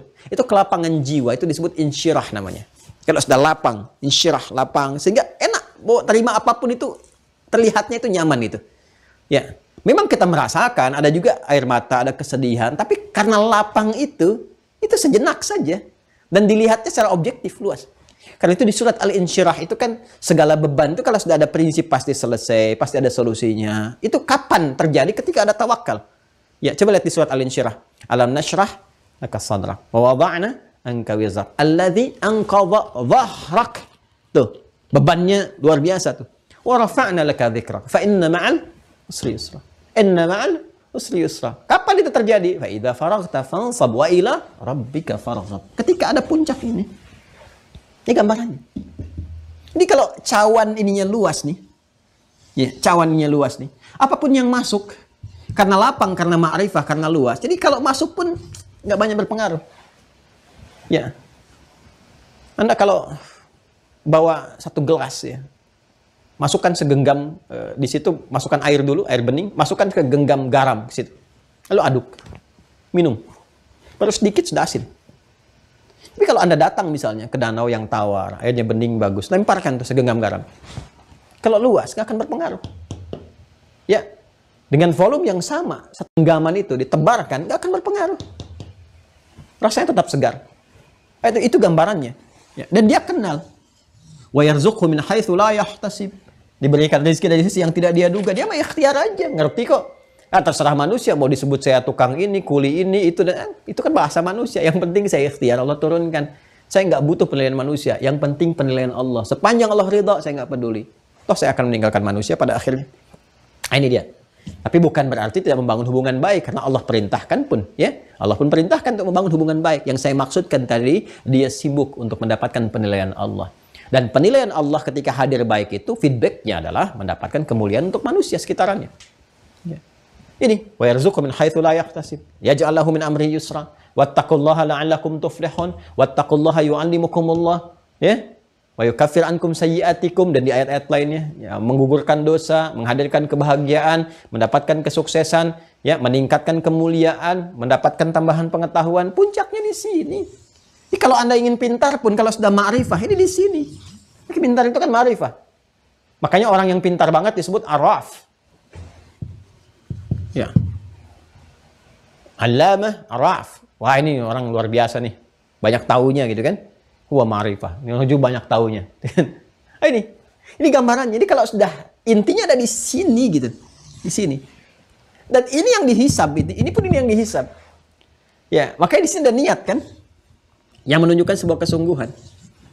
Ya, ini yang dapat penilaian karena kita kan, ingin belajar dan mengetahui yang terkait dengan Allah Subhanahu wa taala, hukum-hukumnya, ketentuan dan sebagainya. Dari sini, maka Allah pun menghisabnya ke sini. Menghisapnya ke sini. Ya, maka Nabi mengatakan innamal a'malu binniyat wa innamal likulli imri'in ma nawa. Niat itu ada di mana? Di sini. Ya, nah, kalau kita teruskan baca dalam keterangan hadisnya, ya kan? Wa annal ma'rifata fi'lul qalbi, dan bahwa sesungguhnya ma'rifah itu adalah amalan hati liqaulillahi ta'ala, berdasarkan firman Allah Subhanahu wa taala, walakin yu'akhidhukum bima kasabat qulubukum. Surah Al-Baqarah ayat 225. Ini apa namanya? Bagian ke intinya. Kalau kita mau baca dari awalnya, la yu'akhidhukumullahu, ada billagwi fi aymanikum walakin yu'akhidhukum bima kasabat qulubukum, ada kan? Allah tidak akan memberikan satu konsekuensi berupa hukuman kalau kamu berbuat salah, ya, karena kesalahan yang tidak disengaja, karena tidak terniatkan misalnya, ya kan? Ada ayatnya, walakin yu'akhidhukum bima kasabat qulubukum, tapi Allah akan memberikan satu konsekuensi hukuman itu, dinilai dosa, ya, ketika memang itu benar-benar diniatkan karena kesadaran dalam jiwanya. Ya. Bukan karena salah, karena nggak sengaja, karena nggak ada niat. Tidur, gitu kan, dengan teman, tiba-tiba nggak sengaja, ya, mendorong misalnya kacamatanya teman begini sampai jatuh, ya, sampai patah misalnya. Ya, tetap dalam muamalah duniawiyah itu diganti. Ya, tapi tidak melahirkan dosa karena nggak sengaja untuk salah seperti itu. Ya, tetap kita ganti, gitu kan. Dan biasanya Allah lembutkan hatinya karena nggak sengaja, dia pun ya udahlah, nggak usah, nggak apa-apa, kamu kan tidur gitu. Itu Allah melembutkan hati. Jadi kalau bukan karena niat atau sesuatu yang disengaja, itu Allah akan berikan kepada lawan tertentu feedbacknya kelembutan hati. Karena nggak dihukumi dengan perbuatan-perbuatan kesengajaan itu. Ya, tetap walaupun tetap seperti itu, tetap gitu kan. Ada hukuman-hukuman yang sifatnya bukan hukuman-hukuman spiritual. Yang di sini konteks-konteks hukum positif saja. Ya. Nah, tapi ada kelembutan hati sehingga diringankan di situ. Ya, tapi kalau secara spiritual nggak dicatat, yang namanya nggak sengaja, gitu kan? Nah, tapi kalau sudah diniatkan keluar dari hati dan seterusnya, itu yang keluar. Kenapa? Karena ini konektivitas tadi yang kita tuliskan, kita telah bahas. Ya, karena semua yang akan kita coba kenali terkait dengan Allah, hukumnya dan sebagainya, sumbernya dari jiwa, dari takwa, dari keimanan, dari kalbu, maka Allah pun menghisab apa yang ada di kalbunya. Itu yang disebut dengan niat amalannya. Nah, jadi yang ingin saya maksudkan adalah, kalau kita ingin ma'rifah, rumus Nabi tadi, kalau kita ingin ma'rifah dengan segala pengertiannya, al-ma'rifah kan punya pengertian yang banyak. Ya, ma'rifah secara umum pengetahuan yang luas tentang kehidupan. Ya, secara khusus untuk mendapatkan semua itu, ma'rifatullah. Maka kalau ingin ma'rifatullah dengan baik, perbaiki dulu ini. Ya, sehingga hisab Allah kepada kita pun ringan. Menjalani kehidupan pun nyaman. Hisabnya ringan, hisabannya yasira, menjalani kehidupan pun nyaman. Jadi ada kenyamanan, tenang dalam berkehidupan, ada kedamaian, kebahagiaan saat dihisab. Jadi untuk ma'rifatullah, kita butuh ma'rifatul insan. Karena ini ada dalam setiap diri kita. Ya. Ada kan baik-baik. Ini sadrun, ya? Ini jawari, jasad. Kemudian sadrun, sudur, qalbun, nafas. Kan? Kemudian ada takwa, ada iman, dan seterusnya. Ini ada di mana semuanya ini? Ada dalam insan. Al-insan. Nama manusia dengan segala totalitas aktivitasnya. Ini kan ada dalam diri kita sebagai manusia. Ya, saya munculkan insan dibandingkan nama lain. Kan ada nama lainnya juga. Al-ins misalnya kan. Sebutkan 18 kali dalam Al-Quran yang berpasangan dengan jin. Ya ma'syaral jinni wal ins. Wa ma khalaqatul jinna wal ins. Kan? Kemudian ada Bani Adam. Ya Bani Adam khudhu zinatakum inda kulli masjid. Ada apa lagi misalnya? Bashar. Qul innama ana basyarum mithlukum. Ada apa lagi misalnya? Nas. Qul a'udzu birabbin nas. Tapi ada juga al-insan. Al-insan itu nama bagi manusia yang menunjuk totalitas aktivitasnya. Nah, kita beraktivitas, bersikap lewat jawarih, lewat jasad ini, sumbernya dari sini. Ada dalam diri kita. Maka kalau kita ingin ma'rifatullah dengan baik, ya, ingin mengenal Allah, mengenal kemuliaan, kenyamanan beraktivitas segalanya, maka kenali diri kita. Puncaknya di sini. Nah, kalau kita ingin menguatkan ini, ma'rifah itu kan akumulasi dari pengetahuan, dari ilmu, maka mesti belajar. Ya, nggak mungkin orang bisa ma'rifah tanpa belajar. Pelajaran mana yang paling sempurna mengajarkan kita? Yang nggak ada yang kenal tentang diri kita, al-insan, kecuali penciptanya. Akhirnya balik lagi ke sini, ke Al-Quran. Penjelasnya dari mana? Hadis. Jadi kalau ingin tahu tentang bagaimana menguatkan kolbu, menguatkan iman dan sebagainya, supaya hatinya tentram, hatinya tenang, dihisabnya enak, baliknya ke sini. Apa kata Al-Quran amalan yang bisa menenangkan kolbu? Kolbunya tenang. Kalau tenang itu kan nyaman. Ya, sesuatu yang tenangkan nyaman. Ya. Ketenangan yang melekat pada kalbu itu disebut tumakninah namanya. Itma'anna yatma'innu.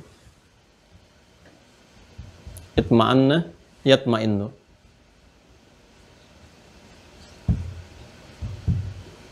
Yatma'innu.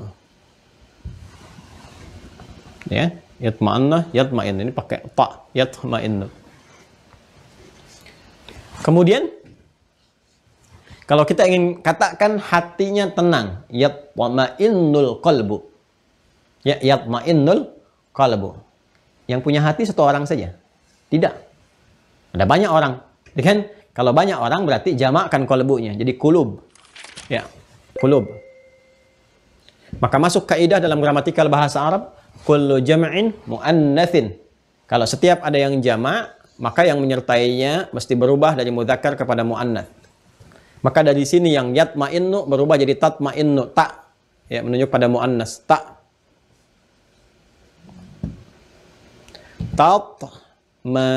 Tatma'innu. Qulub. Ya? Saya ulang ya. Tadi kan kita ingin ma'rifah, puncak ma'rifah itu kenali diri kita supaya qalbunya tenang sehingga ketika dihisab oleh Allah pun nyaman. Terus juga ya pengertian terbaliknya, ini bisa mengenal Allah dengan baik, sempurna, ininya tenang, nyaman, berkehidupan juga enak. Jadi kalau ininya tenang, insyirah tadi, segala solusi akan tiba, persoalan akan dianggap ringan, maka hati mesti tenang. Kalau tunggal qalbunya yatma'innu. Kalau banyak semua orang ingin seperti itu, jamakkan tatma'innu. Ya, qalbu jadi kulub, tatma'innul kulub. Sekarang kita harus mencari, tadi kan referensi yang paling tahu tentang diri kita insan Allah, ya kan? Sedangkan Allah Khalik, pencipta kita, menerangkannya dalam apa? Dalam Al-Quran. Ya, kalau ada yang mengklaim misalnya di kitab-kitab lain, silahkan tinggal dikomparasikan, dicari kalimat. Kalimat apa? Nih, tips untuk mendapatkan tatma'innul qulub. Langkah-langkah strategis. Bagaimana supaya tatma'innul qulub? Cari kalimat tatma'innul qulub. Ya, cara-cara yang menenangkan kepada jiwa. Kalau mau dengan bahasa apapun, silahkan. Ya, cari yang sepadan dengan makna ini. Mencakup ini. Bahasa Arab itu sudah mencakup banyak hal. Karena itu di surat Yusuf kan dibuka la'allakum ta'qilun, supaya kamu cerdas. Ya, kamu banyak meriset, terstimulus untuk banyak meriset. Ini cari redaksi tatma'innul qulub. Apakah ditemukan di Al-Qur'an? Ya. Kita temukan. Quran surah 13. Surah Guntur, Ar-Ra'd, ayat 28. Dan ini di antara inti surah Ar-Ra'd. Dah? Ya, apa artinya Ar-Ra'd? Guntur, ya, kilat kencang. Anda kalau dengar suara kilat, suara guntur, gimana rasanya? Duar, gitu kan? Makanya menggelegar kan, menggeledak. Orang menyebutnya geledek, ya kan? Saking kencangnya. Ya, biasanya orang nutup telinga kan, karena takut kan? Ya kan? Ada kiasan. Ya, bencana ini seperti kilat yang menyambar di siang bolong. Maksudnya apa? Saking menggelegarnya gitu, saking nggak siapnya, bikin nggak tenang, bikin takut dan sebagainya. Ada orang-orang yang tersambar musibah, ya, sebesar apapun, bahkan diilustrasikan seperti kena guntur halilintar yang kencang menyambar di siang hari, duar gitu kan, sekuat itu pun masih tenang aja hatinya. Dengar ada ini kejadian begini-begini, Pak, Bapak di PHK gitu kan, dia tenang aja. Oh ya sudah, kalau memang dijelas seperti itu, coba lihat suratnya. Oh baiklah, kalau memang sudah seperti ini keputusan ya saya jalani. Allah juga akan mengatur rezeki dan sebagainya. Itu kalimat-kalimat tawakal begitu. Itu akan terus naik sampai ke arsy, ya, dan feedbacknya apa? Allah berkenan menggerakkan jiwa-jiwa makhluk-makhluk yang kecil itu untuk langsung dititipkan solusi. Wah, luar biasa Bapak ini, viral kisahnya gini, nawarin banyak orang nih. Gini. Rumah ini mau digusur, ya tawakal aja ya sudah. Mudah-mudahan di tempat lain bisa baca Quran lagi, bisa tahajud lagi. Viral kisah, boom. Dari satu yang mau gusur, yang nawarin ratusan orang, Pak pindah sini aja, gini, dan sebagainya. Jadi ada orang-orang yang, walaupun ada stok kejadian yang kayak guntur nyambar di siang bolong, siang hari dan sebagainya, duar, ya, dia tenang aja. Ini gambaran ya, gambaran tafsir umum. Kalau mau ngajinya dapat ke situ agak banyak yang harus kita baca. Ya, tapi saya ingin katakan, di surat Ar-Ra'd ini, surat tentang kilat, guntur dan sebagainya, bukan hanya ingin menggambarkan bagaimana Allah memberikan gambaran tentang ini loh. Nggak ada akses para jin yang langsung disambar, ya oleh petir-petir kalau mereka mau coba-coba melanggar ketentuan Allah dan sebagainya. Tapi ada satu isyarat majaz yang sangat indah di ayat ke-28. Langsung aja ke tengah sampai mau ke ujungnya. Lihat langsung ke ujungnya. Ala bidzikrillahi tatma'innul qulub. Anda temukan redaksi itu? Tatma'innul qulub? Ada ya? Ala bidzikrillahi tatma'innul qulub. Saya sudah sampaikan tadi di awal, ala itu bukan hanya huruf informatif yang menyampaikan sebuah informasi, tapi juga taukid, maknanya penguat, penegas. Kata Allah, ketahuilah, saya tegaskan. Demikian. Ya, jadi jangan hanya diartikan ketahuilah. Tapi diartikan ketahuilah, ya, saya tegaskan kata Allah. Bidzikrillahi. Bidzikrillah, ada ba-nya tuh di situ tuh. Wah, ini ngajinya harus agak dalam dikit nih. Ya, bidzikrillahi. Ah, ini kuncinya. Bidzikrillahi nyambung ke sini. Tatma'innul qulub. Ini ada nih kita temukan nih. Ya, jadi kalau hatinya kata Allah ingin tenang, ingin lapang. Lapangan itu kan luas. Kan? Lapangan itu luas. Jadi kalau hatinya ingin luas, ingin lapang, ingin tenang, sehingga setiap yang masuk jadi nyaman, insyirah. Ya kan? Terbangun tawakal yang kuat, wa ila rabbika farghab, karena kelapangan ini, kenyamanan ini. Maka apa yang menjadikan ini bisa terwujud? Kata Allah, zikrillah, bizikrillah. Tuh, zikrullah, lagi-lagi zikrullah. Masih ingat dalam pembahasan simpul iman yang pertama, ketika kita membahas rukun iman pertama, Allah, ya, kan sudah saya sampaikan pada teman-teman, nih, capture nih. Ya, itu kalau saya katakan penting, insya Allah terbawa terus itu. Masih ingat kan goalnya apa? Ya, ujungnya apa? Bukankah zikrullah? Ya kan? Masih ingat pembahasan simpul pertama mengenal Allah Subhanahu wa taala, ujungnya apa? Zikrullah kan? Ah, ini kaitannya. Mengenal Allah kan ma'rifatullah, puncaknya zikrullah. Allah jawab sendiri di sini. Jadi pembahasan itu, setiap pembahasan relevansi dan korelasinya selalu ada. Itu nggak ditemukan kecuali di Islam. Al-Quran, hadis, jadi bicara apapun selalu terkait gitu. Karena memang kita menjalani kehidupan, kita yang hidup, kita yang bergerak, beraktivitas, semua hal yang ada perangkat kehidupan ini juga berinteraksi dengan kita, mesti ada keserasian, keselarasan, korelasi antara keterangan satu dengan yang lain, ini nyambung semua. Tapi ingat, di sini kan pakai ba, bidzikrillah. Sedangkan ba itu dalam bahasa Arab sendiri itu ada 14 makna, 14 fungsi. Jangan salah, ba ada 14. Ya. Saya punya kitab, bagus kitabnya, namanya, sering saya sampaikan juga, Mughnil Labib an Kutubil Arif. Ada beberapa kitab tentang bahasa Arab juga. Mungkin nanti satu saat saya coba tunjukkan ya, beberapa kitab tuh. Bagus, ada Ma'anil Huruf, tentang makna-makna huruf dari alif sampai dengan ya. Ya, ada satu jilid tuh Ma'anil Huruf, cukup bagus sekali ya, saya dapat saat di Tripoli. Tapi yang ini ada 2 jilid ini istimewa. Ya, istimewa. Nama kitabnya Mughnil Labib. Mughnil Labib an Kutubil Arif. An Kutubil Arif. Ya. Mughnil Labib an Mughnil Labib an Kutubil Arif, karya Ibnu Hisham. Oh, ini bagus sekali. Ya. Dan disebutkan berapa fungsi huruf-huruf itu. Makna-maknanya ada berapa tuh? Alif ada berapa, ba ada berapa, sampai ya. Ba itu kurang lebih ada 14. Ya, ada fungsinya al-ilsaq. Al-ilsaq. Ada al-musahabah. Kan ada al-ghaya. Ada as-sababiyah. Dan lain-lain sebagainya. Ya, misal kalau kita ingin gabungkan nih semua ini, al-ilsaq itu sesuatu yang nempel, lekat sekali. Ya, lekat. Nempel ini ya. Sehingga dalam bahasa Arab lem itu disebut lisaq namanya. Andak lisaq? Ya, andak lisaq punya lem enggak? Ada wujud fi, alhamdulillah. Mungkin ya. Bisa enggak gitu kan? Kita minta sedikit ya. Nah, kita lem misalnya itu lisaq bahasa Arabnya. Ya. Lasik sesuatu yang nempel banget. Musahabah menunjukkan suatu penyertaan dan perhatian. Ya, makanya diserap dalam bahasa Indonesia sahabat. Sahabat itu kan memperhatikan, ya kan? Kalaupun secara tempat nggak langsung bertemu, nggak nempel kayak lisok begini, tapi beda tempat masih memperhatikan, masih mendoakan, ya kan? Masih memberikan perhatian, nanya dan sebagainya, cari info tentang dia, ya, apakah baik-baik saja, dan itu sahabat namanya. Ya, nah, keterikatan itu semua disebut musahabah namanya. Apalagi ghayah menunjuk pada tujuan. Tujuan apa mengerjakan ini? Ya, Apa motivasinya, arahnya kemana? Ya, sababiyah, sebaliknya, sebab-sebab yang terkait dengan itu. Ya, kalau tadi tujuan akhir yang mau dicapai, sebab itu langkah awal, apa motivasi ini untuk mengerjakan di awalnya. Nah, ini semua bisa terkumpul dalam ba. Nanti masih banyak lagi, ada beberapa yang lainnya. Ya. Nah, di sini ba di sini bidzikrillah, ala bidzikrillah tatma'innul qulub. Apa yang masuk di sini? Ini semua bisa masuk.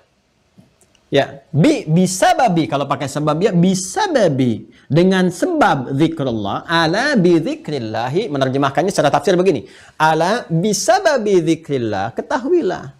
Saya tegaskan kata Allah, bisa babi zikrillah dengan sebab kamu zikrullah, kamu berzikir kepada Allah itu, ini tatmainnul qulub.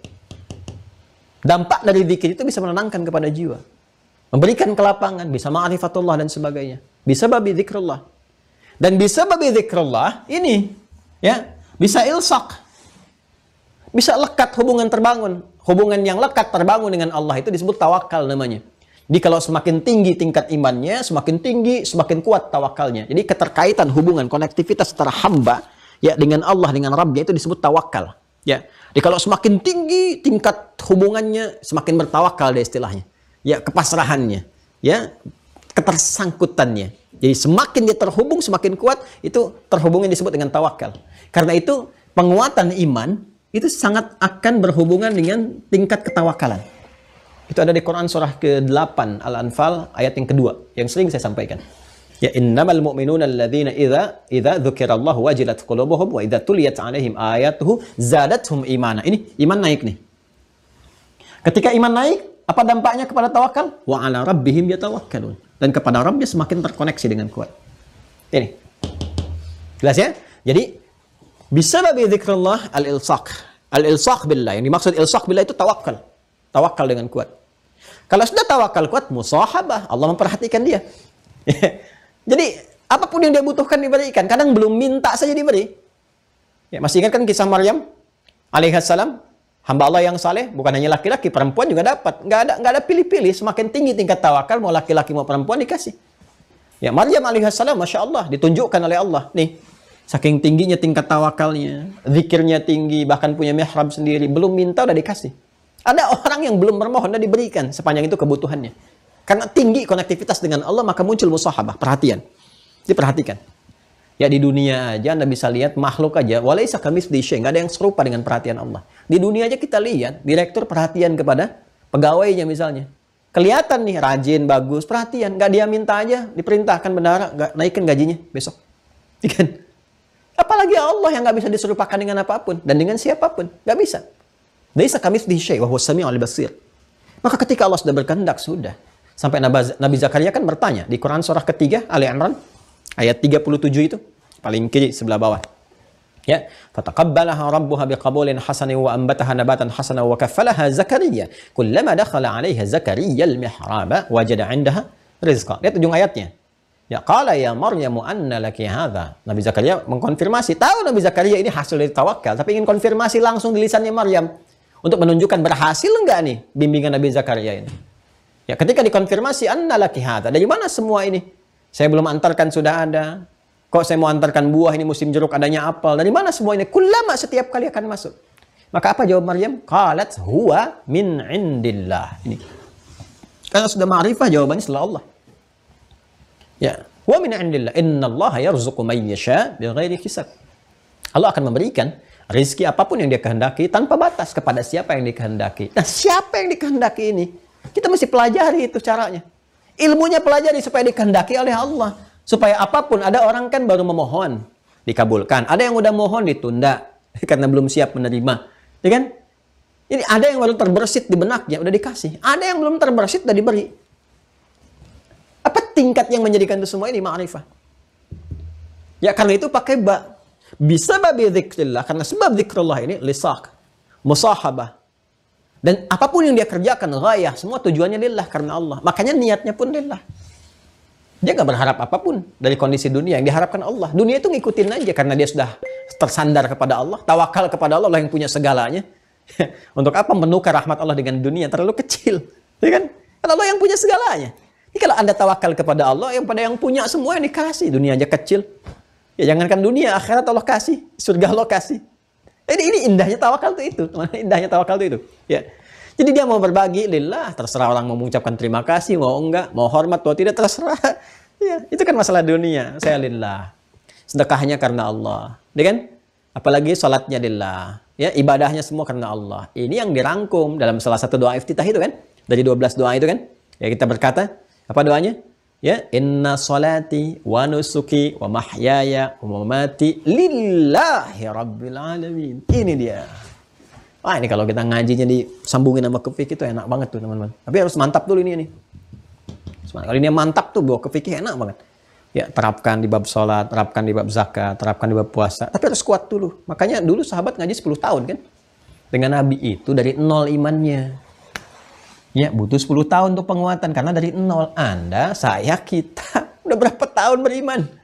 Ya kan? Harusnya bisa ada akselerasi nih. Kalau diterangin ini ya sudah samina wa ata'na lah. Sudah nggak usah samina wa nanyaina lagi. Samina wa sa'alna. Kami taat, kami tanya. Gitu. Kami dengar, kami tanya. Ini. Ya udah nggak usah dikonfirmasi. Sudah terkonfirmasi kok. Namanya Al-Quran itu hak, pasti kebenarannya. Nggak usah dikonfirmasi lagi. Yang belum jelas baru dikonfirmasi. Ya ini apa coba? Keterangan udah ada. Ditantang kalau untuk membuktikan kalau belum yakin. Ya kan? Sampaikan ke Rasul. Rasulnya ada. Coba cari dalam sejarah. Dipraktekkan di sahabat terbukti semua. Semuanya sudah ada semua. Apalagi mau dikonfirmasi. Yang dikonfirmasi itu diri kita sendiri. Makanya kadang-kadang sebelum ma'rifatullah, ma'rifatul insan dulu. Ya, saya alhamdulillah pernah itu menulis buku kecil tentang ma'rifatul insan. Insya Allah isinya cukup membimbing ini. Ada, mungkin di Wah Corner juga ada di paket itu ya. Saya satukan beberapa dengan buku-buku yang lain. Itu ada ma'rifatul insan. Insya Allah Anda baca itu untuk mengenali diri kita sendiri. Ya, dan keterangan lanjutan tentang jiwanya kan saya kasih footnote di bawah tuh.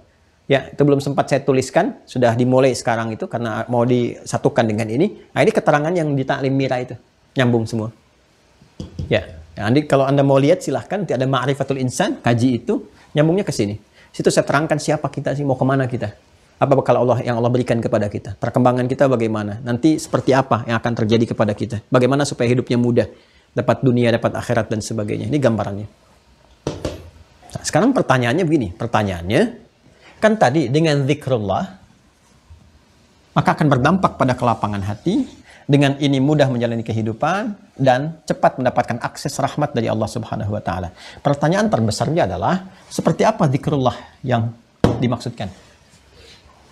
Gimana zikrullah yang dituntunkan itu? Ya, apakah dengan kalimat-kalimat thayyibah, dengan bilangan tertentu misalnya? Apakah 33 kali, 1000 kali kah, 10.000 kali kah, dan sebagainya? Subhanallah, alhamdulillah, Allahu akbar, la ilaha illallah, dan sebagainya. Apakah ada amalan lain, dan seterusnya. Jadi apa ini perlu diperinci dulu nih? Kalau enggak kan terputus sampai zikrullah saja. Ya kan? Nah, apa amalannya, seperti apa gambarannya, nah itu nanti yang kita bahas di pertemuan selanjutnya. Ya. Nah, jadi kita bersabar ya. Sampai esok hari nih. Nanti kalau sudah kita dapatkan zikrullah meningkat ini, jadi takwa. Terakumulasinya. Wah, kalau semakin takwa, jadi ke isim tafdil atqa. Atqa. Ya, itu yang dimaksud di Quran surah ke-49 ya, di ayat 13 itu di ujungnya. Kalau kita baca dari awal, ya ayyuhan nasu inna khalaqnakum min dzakari wa untha wa ja'alnakum syu'uban wa qabaila lita'arafu. Ya, inna akramakum indallahi atqakum. Atqa itu yang paling takwa. Nah, kapan menjadi paling takwa itu ketika banyak zikirnya. Ya, karena itu nanti kita akan baca hadis juga saat Nabi mengatakan saya yang paling takwa di antara kalian. Kapan? Setelah ma'rifah ini. Ya. Sedangkan ma'rifah ada pada apa? Zikrullah. Jadi materi kita selanjutnya nanti mengetahui tentang hakikat zikrullah. Hakikat zikrullah untuk mengantarkan kepada puncak takwa yang sesungguhnya. Sehingga kita bisa mengatakan setiap kali ada perintah sami'na wa ata'na, ada larangan sami'na wa ata'na. Jadi tidak terjadi lagi sami'na wa sa'alna, sami'na wa nanyaina, sami'na wa konfirmasina, gitu kan?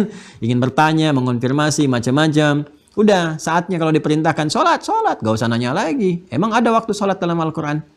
Ya, itu tandanya apa? Belum ma'rifah. Tandanya apa? Imannya masih redup. Ya, ketika diperintahkan misalnya, udah tinggalkan ini. Jangan ucapkan ini, jangan lakukan ini. Nggak usah dikonfirmasi, nggak usah bikin konten. Emang ada larangannya, sebutkan. Kalau ada saya kasih misalnya sekian juta, sekian ini, sekian itu. Nggak usah. Insan beriman nggak usah seperti itu, langsung saja. Ya, kalaupun ada yang demikian, kita doakan. Kita tunjukkan pencerahan yang baik tanpa harus menjatuhkan marwah misalnya, jatuhkan kehormatan. Kita doakan sebab masih berhak untuk mendapat hidayah sampai wafat. Ya, kalau nggak dipilih pun mau seperti itu atau memilih istidraj, dibiarkan larut dalam hal demikian, itu pilihan masing-masing, silahkan. Yang penting kita berusaha dan semoga Allah memberikan kemuliaan-kemuliaan. Tapi kalau ada hambanya bengal, kata Nabi kan gitu, kullu ummati, ya setiap umatku itu yadkhulul jannah, akan masuk surga illa man aba, bima makna. Atau kama qala Rasulullah SAW. Kecuali yang nggak pengen. Ya. Bahkan naudzubillah kita berlindung kepada Allah dari lisan-lisan ya orang-orang yang menantang azab. Gak apa-apa masuk neraka juga. Nanti di neraka bisa begini, bisa begitu dan sebagainya. Nah, boleh jadi kalau dia masih hidup ya kita doakan juga karena masih berhak untuk mendapatkan hidayah. Ya, semoga kita berharap sebelum wafat kan bisa mendapatkan satu sentuhan dalam jiwa, bisa bertobat dan sebagainya. Kita mengharapkan semua baik. Ya, dan tidak ada dalam jiwa-jiwa yang bersih itu mengharapkan seseorang hancur, jatuh, terjerembab dalam keburukan, gak boleh. Kita harus tetap bersih. Ya, walaupun ada penyimpangan, kita luruskan penyimpangannya. Berikan pencerahannya. Kalau terkait dengan hukum, proses secara hukum dan seterusnya. Ya, demikian ya teman-teman sekalian. Sehingga dengan itu mudah-mudahan kita senantiasa mengevaluasi diri dalam kebaikan. Itu semua yang bisa disampaikan. Terima kasih untuk pertemuan hari ini. Semoga bermanfaat. Kita berjumpa esok hari. Dan sekali lagi, semoga Allah mengampuni dan merahmati kita semua. Allahumma taqabbal minna innaka antas sami'ul alim wa tub 'alaina innaka antat tawwabur rahim. Allahumma rabbana atina fid dunya hasanah wa fil akhirati hasanah wa qina adzabannar.